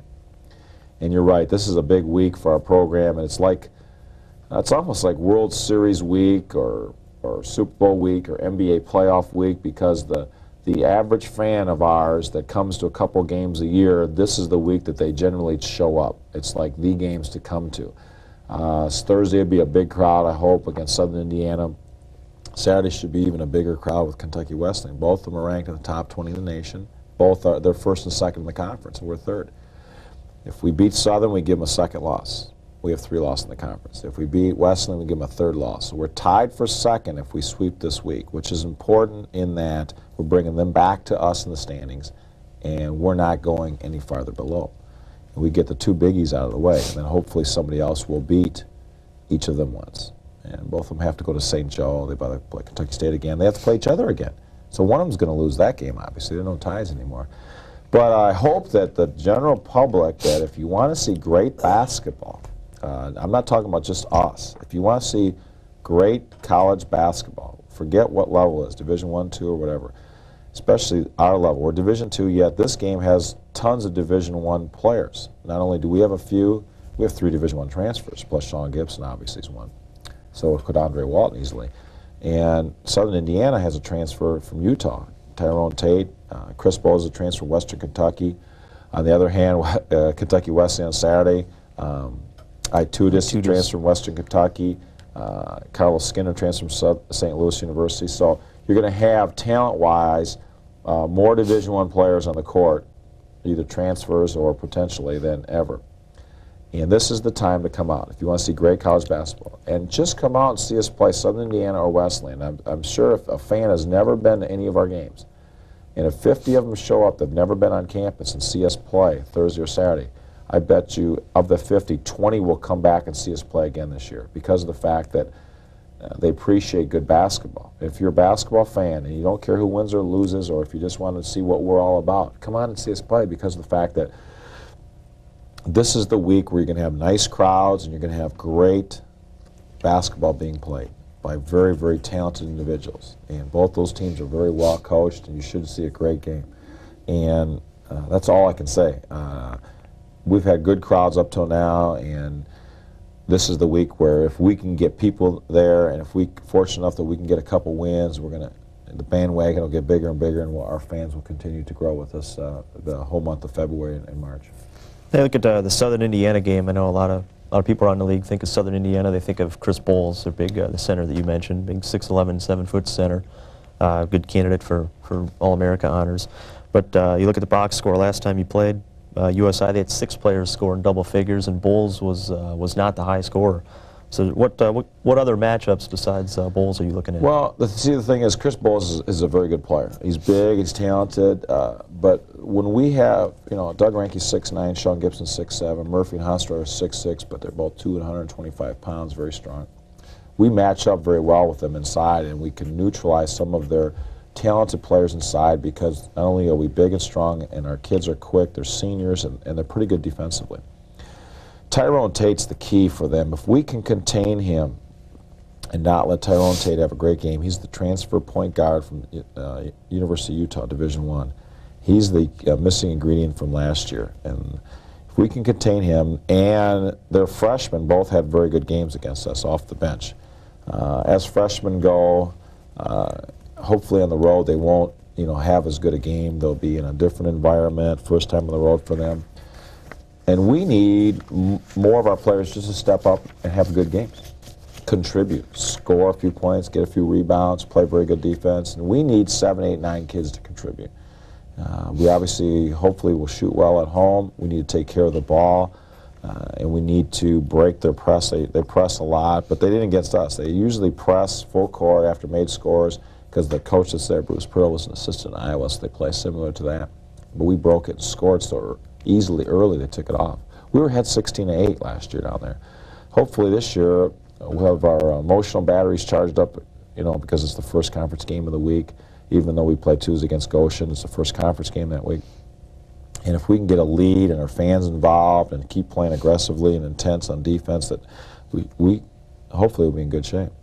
And hopefully if we can get a win Thursday, or after we get a win Thursday, the momentum and confidence will carry over Saturday, because it's not like our kids are ever going to be soft or take Wesleyan lightly. And again, we just need to take care of the ball and shoot well. Now, last time you played USI, almost 200 points scored in the game, 107-96. That's something you expect to see again? It's hard to tell. Both teams will up-tempo. I don't think it's going to be that high scoring, because I think we're going to do a better job defensively. I don't think they're going to get their huge runs against us like they did down there. And some of it is we had to foul them at the end because we were like within 4 with 2 minutes to go, and we had to foul a lot and put them on the free throw line, and they made their free throws. So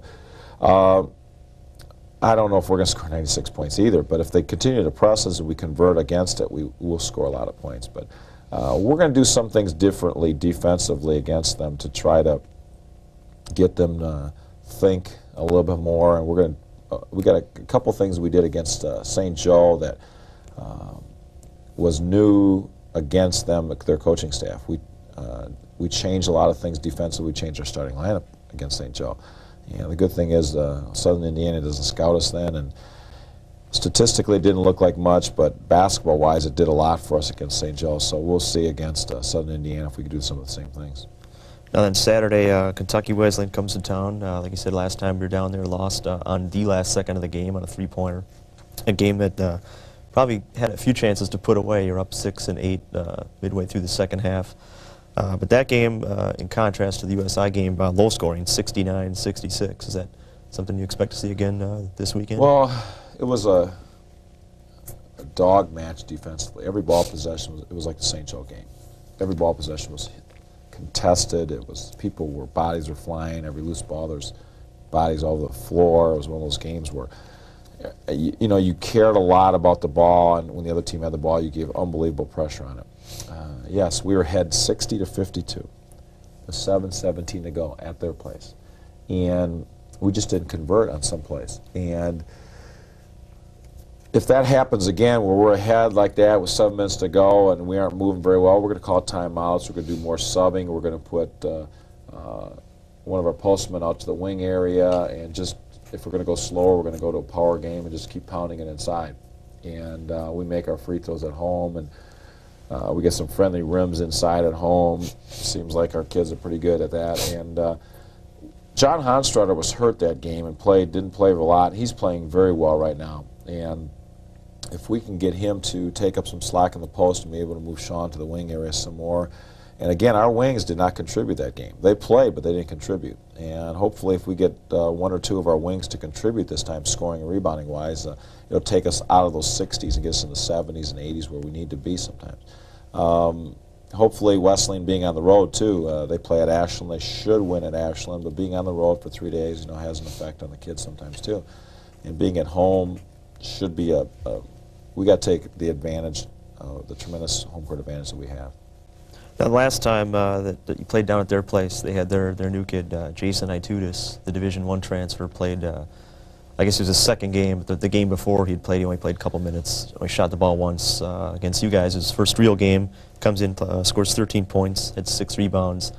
How has he impacted on their game now that he's an everyday player? Yeah, against us, Corey Power was hurt that week, fractured his cheekbone, did not play against us. Corey Power was 6'7", is the starting postman with Carlos Skinner, and he did not play, and Itudis stepped in and contributed like Corey Power probably would. So they did get production from that position. We thought that we should take advantage there because with Corey Power out and Itudis just getting in, who knows. But Itudis stepped forward and played very well, and I had never seen him play before, and we didn't handle him very well. And hopefully see Corey Power's back now, and if we can, so they're stronger this time than they were then because they have both those kids to go with Carlos Skinner, so their front line is deeper this time. Again, doesn't matter who plays. It comes to the fact how are your kids going to play from 8 o'clock to 10 o'clock on Saturday night against Kentucky Wesleyan? So we're going to put the ball right in the kids' lap and say, hey, here it is. You're prepared. Hey, forget the fact that we're 0-18 or whatever against them. This is for the conference championship. You're at home. Get some pride. Let's see what you're made of, kind of thing. So we'll find out, if we're deserving of postseason honors this week, even because postseason, playing. Because if we can win this week, then we're for real. If we split this week, we don't know. We're still a question mark. If it'll come down to the last week of the season again, hopefully. Now you mentioned the postseason. Who are some of the other teams? I know the poll changes from week to week, sometimes drastically, teams moving up or down 2-3 spots. Who are some of the teams outside of this league that have a a region? shot? You have Southern and Wesleyan, St. Joe and us. Probably us over St. Joe. Northern Michigan, they had third in the region last year. Northern Michigan lost Saturday. Hillsdale was 12-4. They lost. And Ferris lost. They have 5 losses. Ferris out of Michigan, Ferris State. Hillsdale out of Michigan, we beat early in the year, has 5 losses. Northern Michigan has 4. So as far as in the region is concerned, we have the 3rd best one-loss record. So we just got to make sure we have top 4 one-loss records. And one of the Michigan schools is going to get in with the automatic bid. And we just want to be there every week. And we can do a lot to add to that this week by beating. In PowerPoints, you get more for beating the top teams. And if we beat Southern and Wesleyan this week, that'll just add, to our power rankings, and we should move up possibly 3rd or 2nd in the region next week. Okay, well, I'd like to remind everyone a couple of huge games this week at the Gates Center. Thursday against Southern Indiana, Saturday against Kentucky Wesleyan, both games starting at 8:05.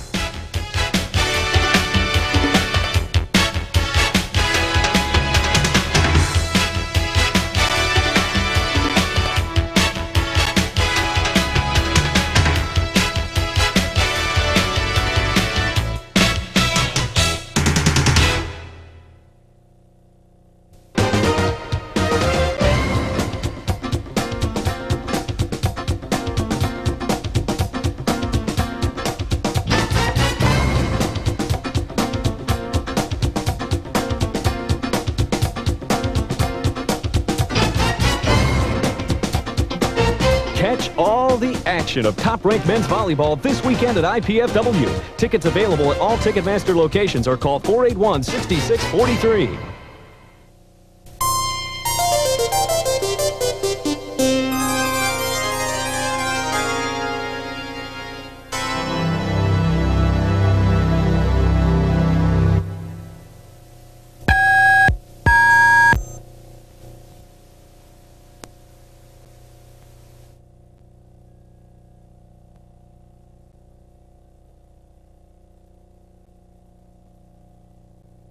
Close to them, where you're not embarrassing them, putting them on the spot, or questioning their integrity in front of everybody, they're usually pretty good with you. They'll explain to you, or they might watch for what you're asking for. But if you're just ranting and raving and embarrassing them in front of everybody, they're going to tee you up, they're going to tee up your players, or they're not going to give you the time of day. They're just going to ignore you, and that's even worse. Okay. I'd like to thank you for stopping by again this week. I'd like to remind everybody, IPFW be in action at home Wednesday against Huntington College at 7:30, and also in action Saturday night against North Central College, also at 7:30.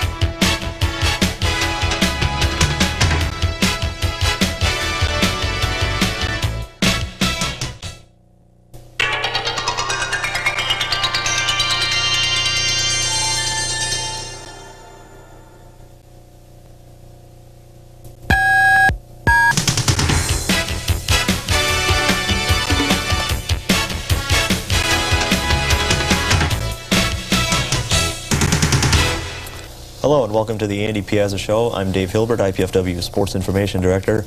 And you guys are coming off probably one of the biggest weeks in your career here at IPFW. A couple of huge wins over USI and Kentucky Wesleyan. Now, what were some of the keys in the USI win? You guys had lost to them earlier at their place by about 11. This year came back and won.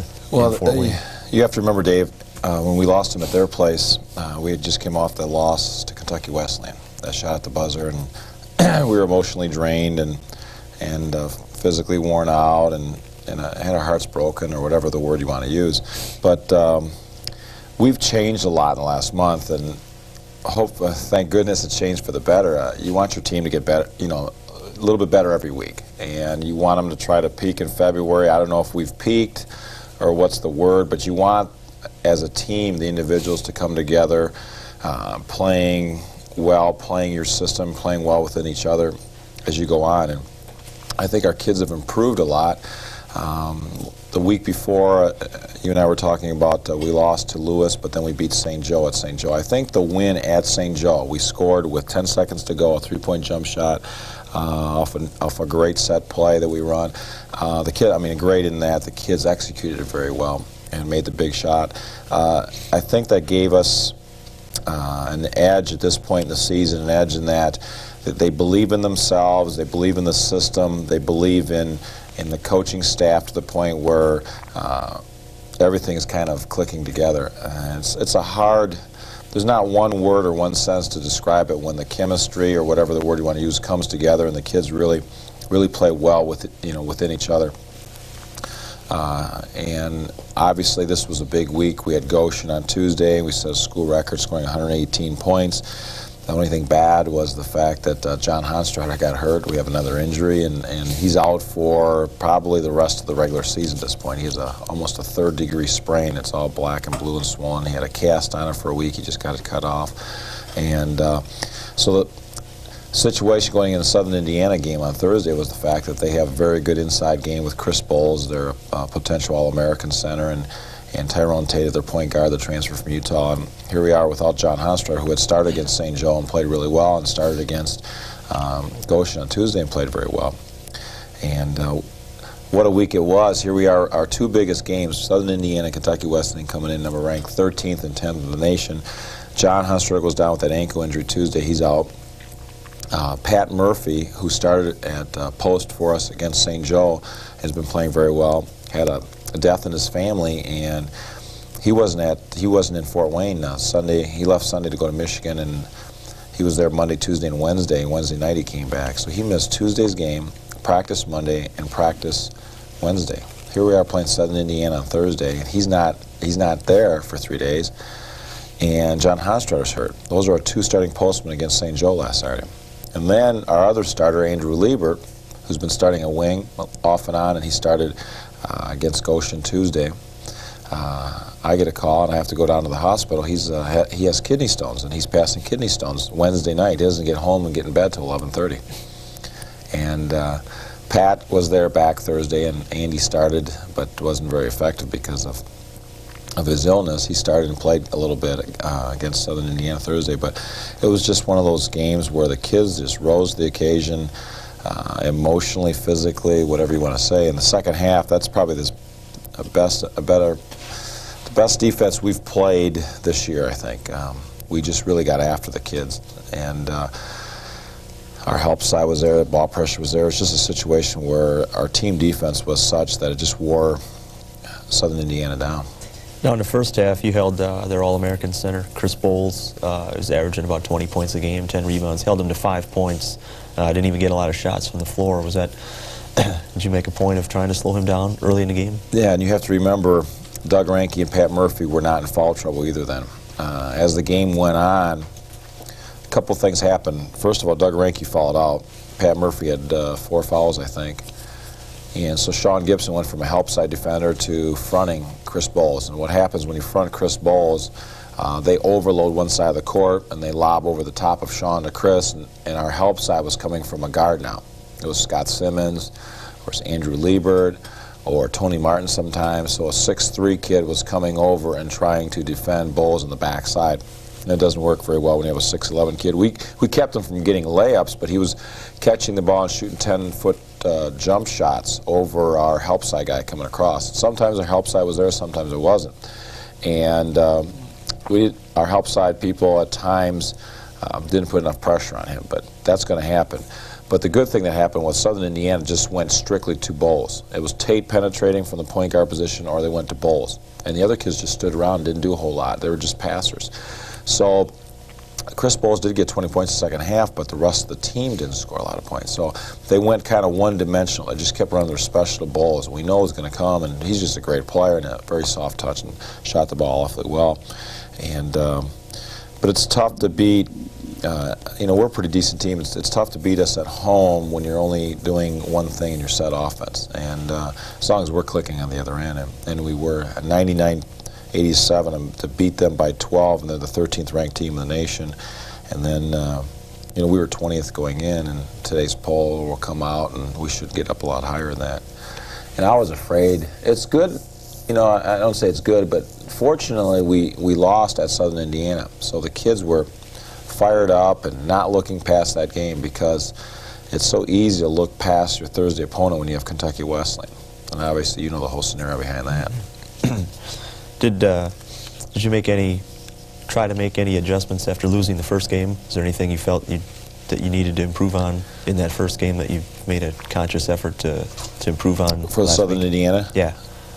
After reviewing the tapes of our game at Southern Indiana, we just played very unlike we normally do. I don't want to say poorly all the time, but we just try to do a lot of things offensively that we don't normally do. And defensively, we had to gamble a lot because we were behind and we were forced to foul and things like that. But we just did a lot of unintelligent basketball things at their place. And in watching us play at Southern Indiana on videotape, and then watching how we played against St. Joe last Saturday, I could see as a coach that we've changed a lot in that 3 or 4 week period. So it wasn't so much making adjustments from a month ago. It was just keep refining what we're doing right now. Play our game. We didn't trap press them as much. In fact, we didn't at all. Not one ball possession Thursday. Trap press, I mean, we never doubled up and rotated on them. They're such very good three-point shooters, especially Martin. He was 5 or 6 from threes at their place down there. So we just went straight up full court man-to-man. We gave a lot of help side from the weak side, and we denied a lot of entry passes, and we denied their post flashing through the lane, Chris Bowles, but we did not rotate and trap on the ball. Tate's a very good guard. We just want to contain him, force him to be more of a perimeter shooter, and we put a lot of pressure on Martin. Martin's a very good shooter. He's the off guard for Southern Indiana, but he's not a super athlete, and if you can deny him the ball, they don't set a lot of screens to get him open. So the good thing was Martin, who was 5 for 6 from threes against us, had 21 points at their place. I think he got 7 Thursday, and he only took 1 three-pointer. And Jeff Doyle, the other wing, who I think had 15 or 16 against us at their place, had 1 3-point basket. So the only field goal attempt he had was a three-pointer late in the game, and he made it. So we did a pretty good job shutting down their wings. Bowles is going to get his points, Tate's going to get his, but we just didn't want to get hurt by their support people.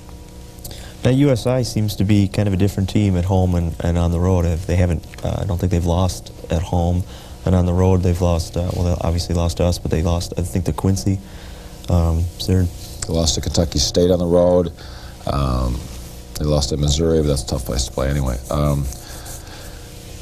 The road's always tough, but especially if you're a perimeter shooting team and don't go to the free throw line a lot. In other words, if you don't have a mix of an inside game where you're constantly trying to take it to the basket or posting up and shooting free throws, if you rely on your jump shot, sometimes you die by the jump shot. And they're a very good three-point shooting team, and their gym, they're very good at their own place. But when you go on the road, sometimes you have unfriendly rims and you have different backgrounds, and you never know what kids are going to be like on the road when they're in hotels and eating out all the time in restaurants and distractions and things like that. And you're away from your environment, your normal schedule of going to school and things like that.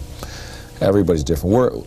We've been fortunate in that in my 6 years here now, we've been a pretty decent road team.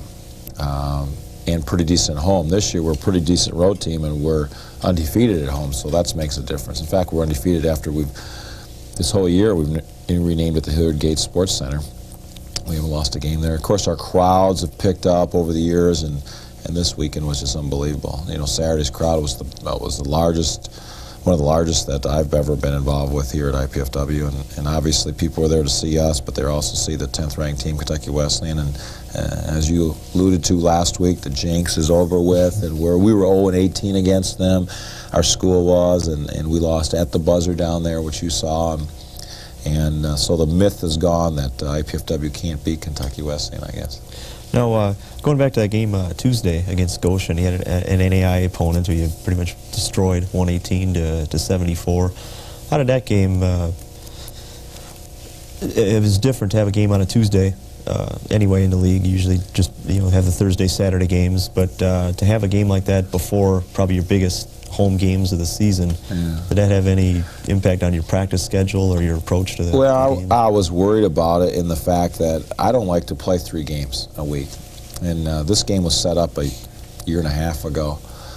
We played at Goshen last year, and Goshen owed us a return game here, and they're an independent NAI, so they fill up their schedule in November, December, and with the pushback of the starting date this year, we were kind of crammed for time in December as far as non-conference games. And we, when we played Ashland the first time, which is our traveling partner, which means we have all week off, Goshen couldn't play that week because they already had 2 games scheduled from previous commitments. So we had to plug them in the best we can, and sometimes with scheduling happens, and you see that with the big boys in Division I too. You'll see Duke all flying all over the country playing UCLA on the West Coast, turn around playing at Wake Forest and home against North Carolina all within 7 days.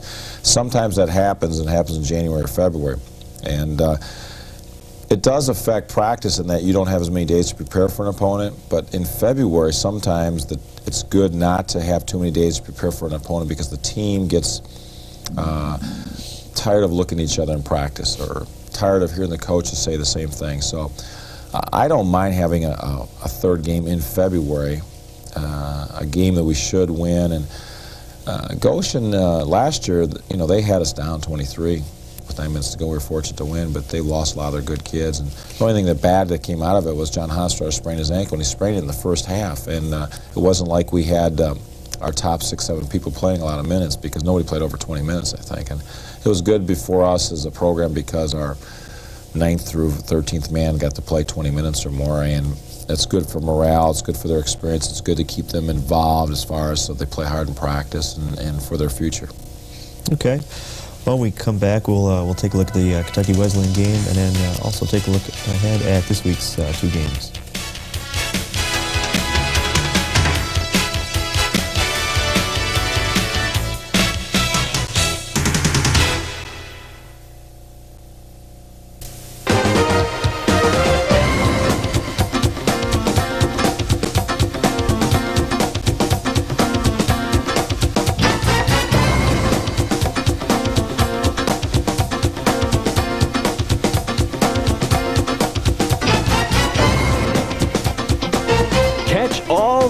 Of top-ranked men's volleyball this weekend at IPFW. Tickets available at all Ticketmaster locations or call 481-6643.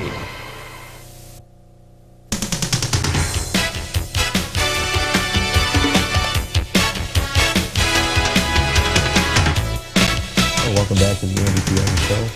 Now, Kentucky Wesleyan game Saturday. You guys got down just by 2, 30-28 in the first half. Came back to win in the second half. What were you thinking going into the locker room at halftime?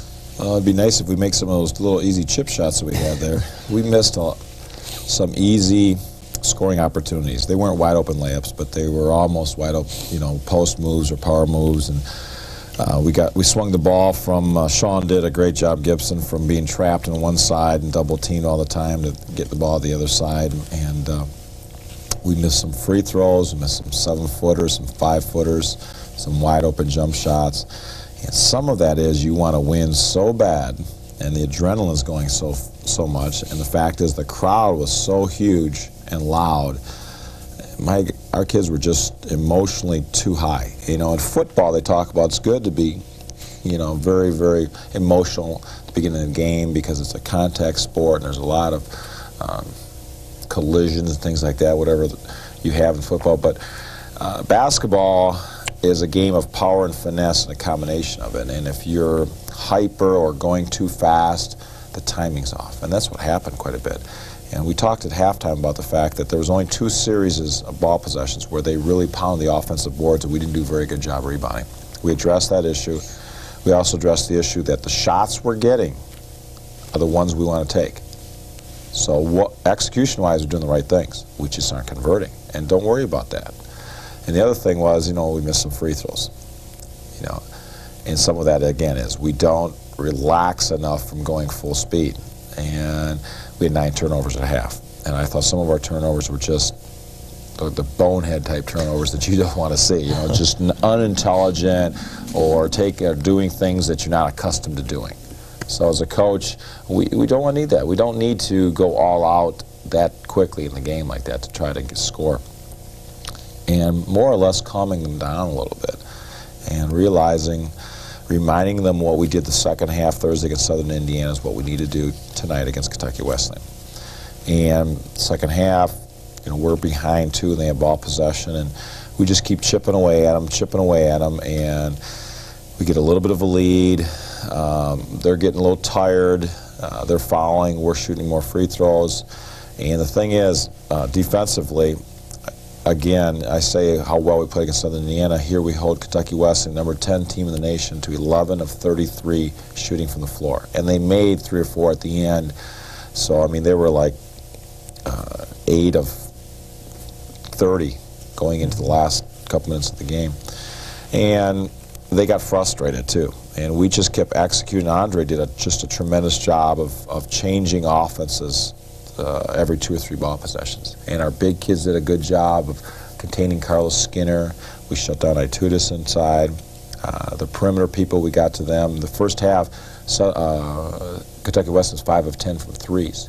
Second half, we really got after them on the perimeter and put a lot of ball pressure on. If they're going to make threes, they're going to make it with us hanging all over them. And the second half, we only had 4 turnovers. 4 turnovers against the 10th ranked team in the nation second half, and we have 4 turnovers just ourselves, usually from, on fast breaks from not executing all the time. And that just happens because they're human beings, you have to remember. And then about the 6-minute mark, we're up 5. Michael Gray hammers Shane Gibson in the lane. Shane misses, gets fouled for a 2-shot free throw, and he goes down on the floor, slams his fist into the floor, and probably said something he shouldn't have said, and received a technical. Well, this year the rules are different. The personal foul was his 4th. Technical was his 5th. So not only did technical gives us 2 free throws and ball possession back, but it's the 5th foul. Michael Gray, their senior, and one of their leading scorers. So Shane makes both free throws. Scott Simmons makes the technical, and on the inbounds play, they gamble and overreact. We throw a skip pass over the top to Shane. He drains a 3, a 7-point play. Now we're up 12, and the place is going crazy. It's rocking in there. My son is on the end of the bench. He's one of our ball boys. I asked him the other day what he thought of at the game, and he said when Shane hit the 3-point jump shot, he started crying a little bit. Tears started coming out of his eyes. He's an 11-year-old who is caught up in the emotion of the moment and the joy and happiness of seeing us, just at that time, momentum just swung unbelievable. And at that point, our kids knew they were going to win. They just had that feeling. In fact, earlier than that, when there was a 4-point game, there was a timeout called. Doug Ranke, who, one of our seniors, been with me for 4 years, hardly says anything. Very quiet, unassuming type, and very low key in practice and games, things like that. It's just his personality. And he barked at the kids during the timeout, reminding them what we did at Kentucky Wesleyan, and we weren't going to do those same things here. In other words, offensively, we were going to work really hard offensively. We're going to cut off screens hard. We're going to demand the ball. We're going to execute. We're not just going to stand around and expect to win. We're going to actually do it instead. And so that was good to have a senior who usually doesn't assume leadership responsibility make sure that he speaks up like that. But shortly before he fouled out, but he just played a great game for us. And down the stretch, we just weren't going to let them come back. We just dug in defensively, and they kept following us to try to stop the clock and see what we're going to do. We were 17 to 21 from the free throw line in the last 4 minutes. It seemed like the last 4 minutes took forever, but it was great. I mean, after the game, the kids were hugging each other and the coaching staff. There's people pouring out of the stands, and obviously it was our first win, but it was just a great moment for our athletic program because, I mean, I was out there. We were out there half an hour after the game. You saw there's 400 or 500 people still milling around on the court after the game. Andre Wadden, our point guard, you know, the cheerleaders threw those orange balls up in the stands, those little rubber balls during the game, and there was a line of little kids waiting for Andre to sign their basketball after the game. So it was neat for our kids to be involved in that kind of great college environment that it was. I mean, yes, obviously, it got the monkey off our back. It was a great win for our basketball program. I think it was a great experience for the IPFW athletic department because there was just, everybody came out of the woodwork for the game. And you know, even though we had a great crowd there, I'm sure there's even more people that, I mean, there was other people that watched the game on Cable 6, and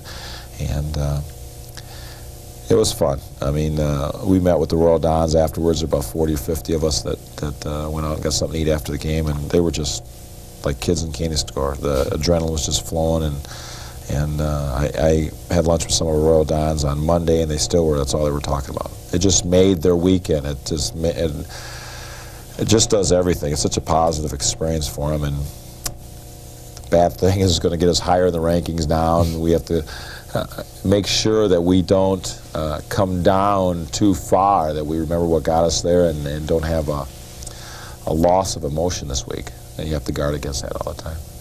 Now you mentioned the games this week. You have Ashland, one of the teams in the bottom of the league at home Saturday. But before that, you go to Findlay in Ohio, NAIA team, but with an outstanding record the last couple of years. So that team got to be careful not to let them sneak up on you. Right. University of Findlay is very good.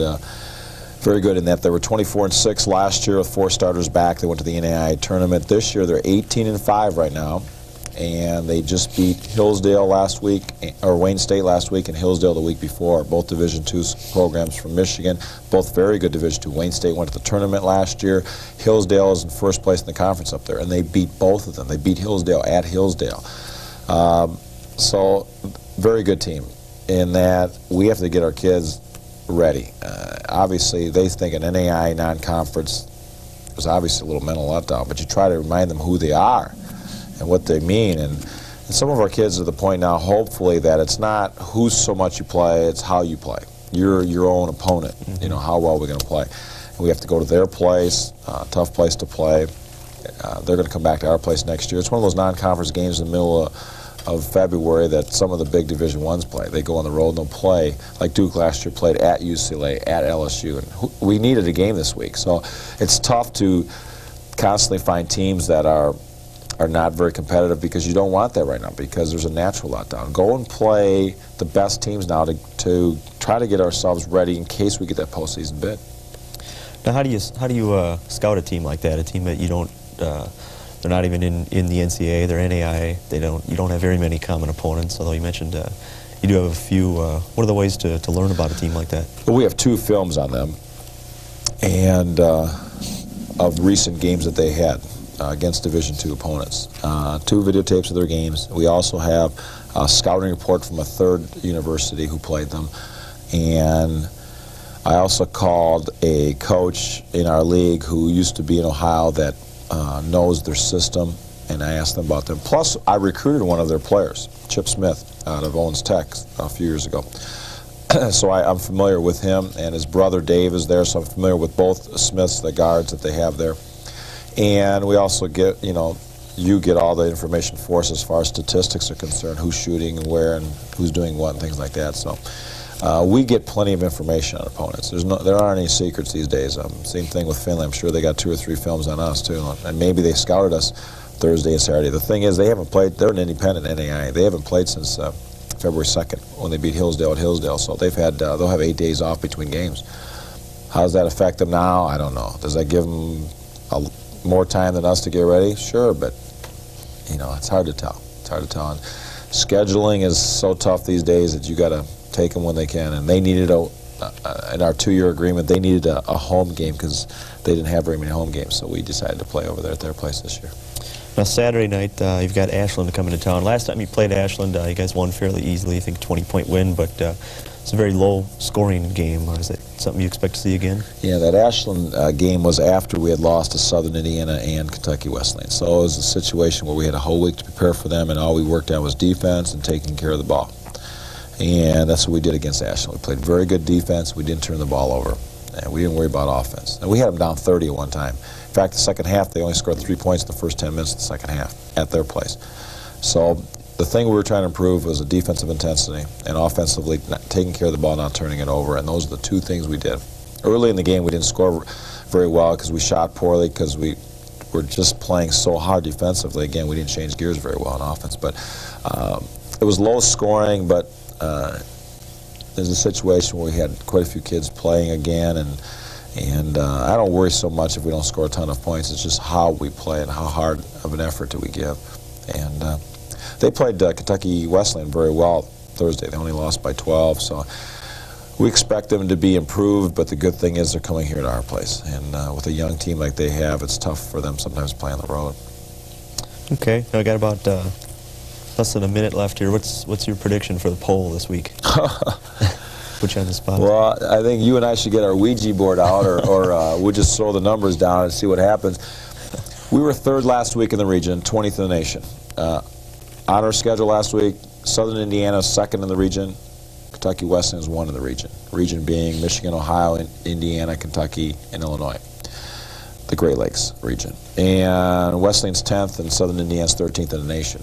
So we beat the 13th ranked team in the nation by 12, which is convincingly. We beat the 10th ranked team in the nation by 14, which is more than convincingly. Avenged 2 early losses to them.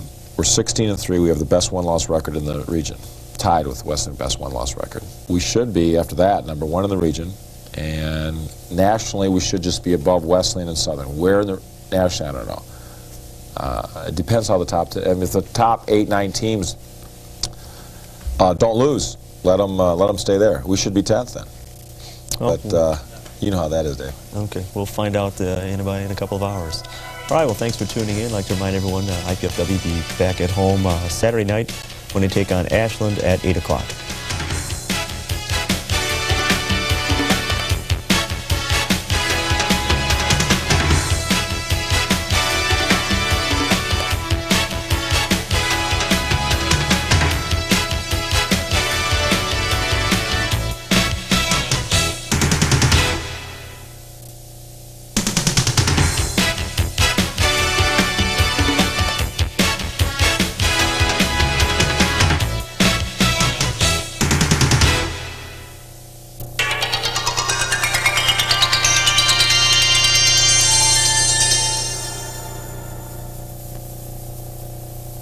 Catch all the action of top-ranked men's volleyball this weekend at IPFW. Tickets available at all Ticketmaster locations or call 481-6643.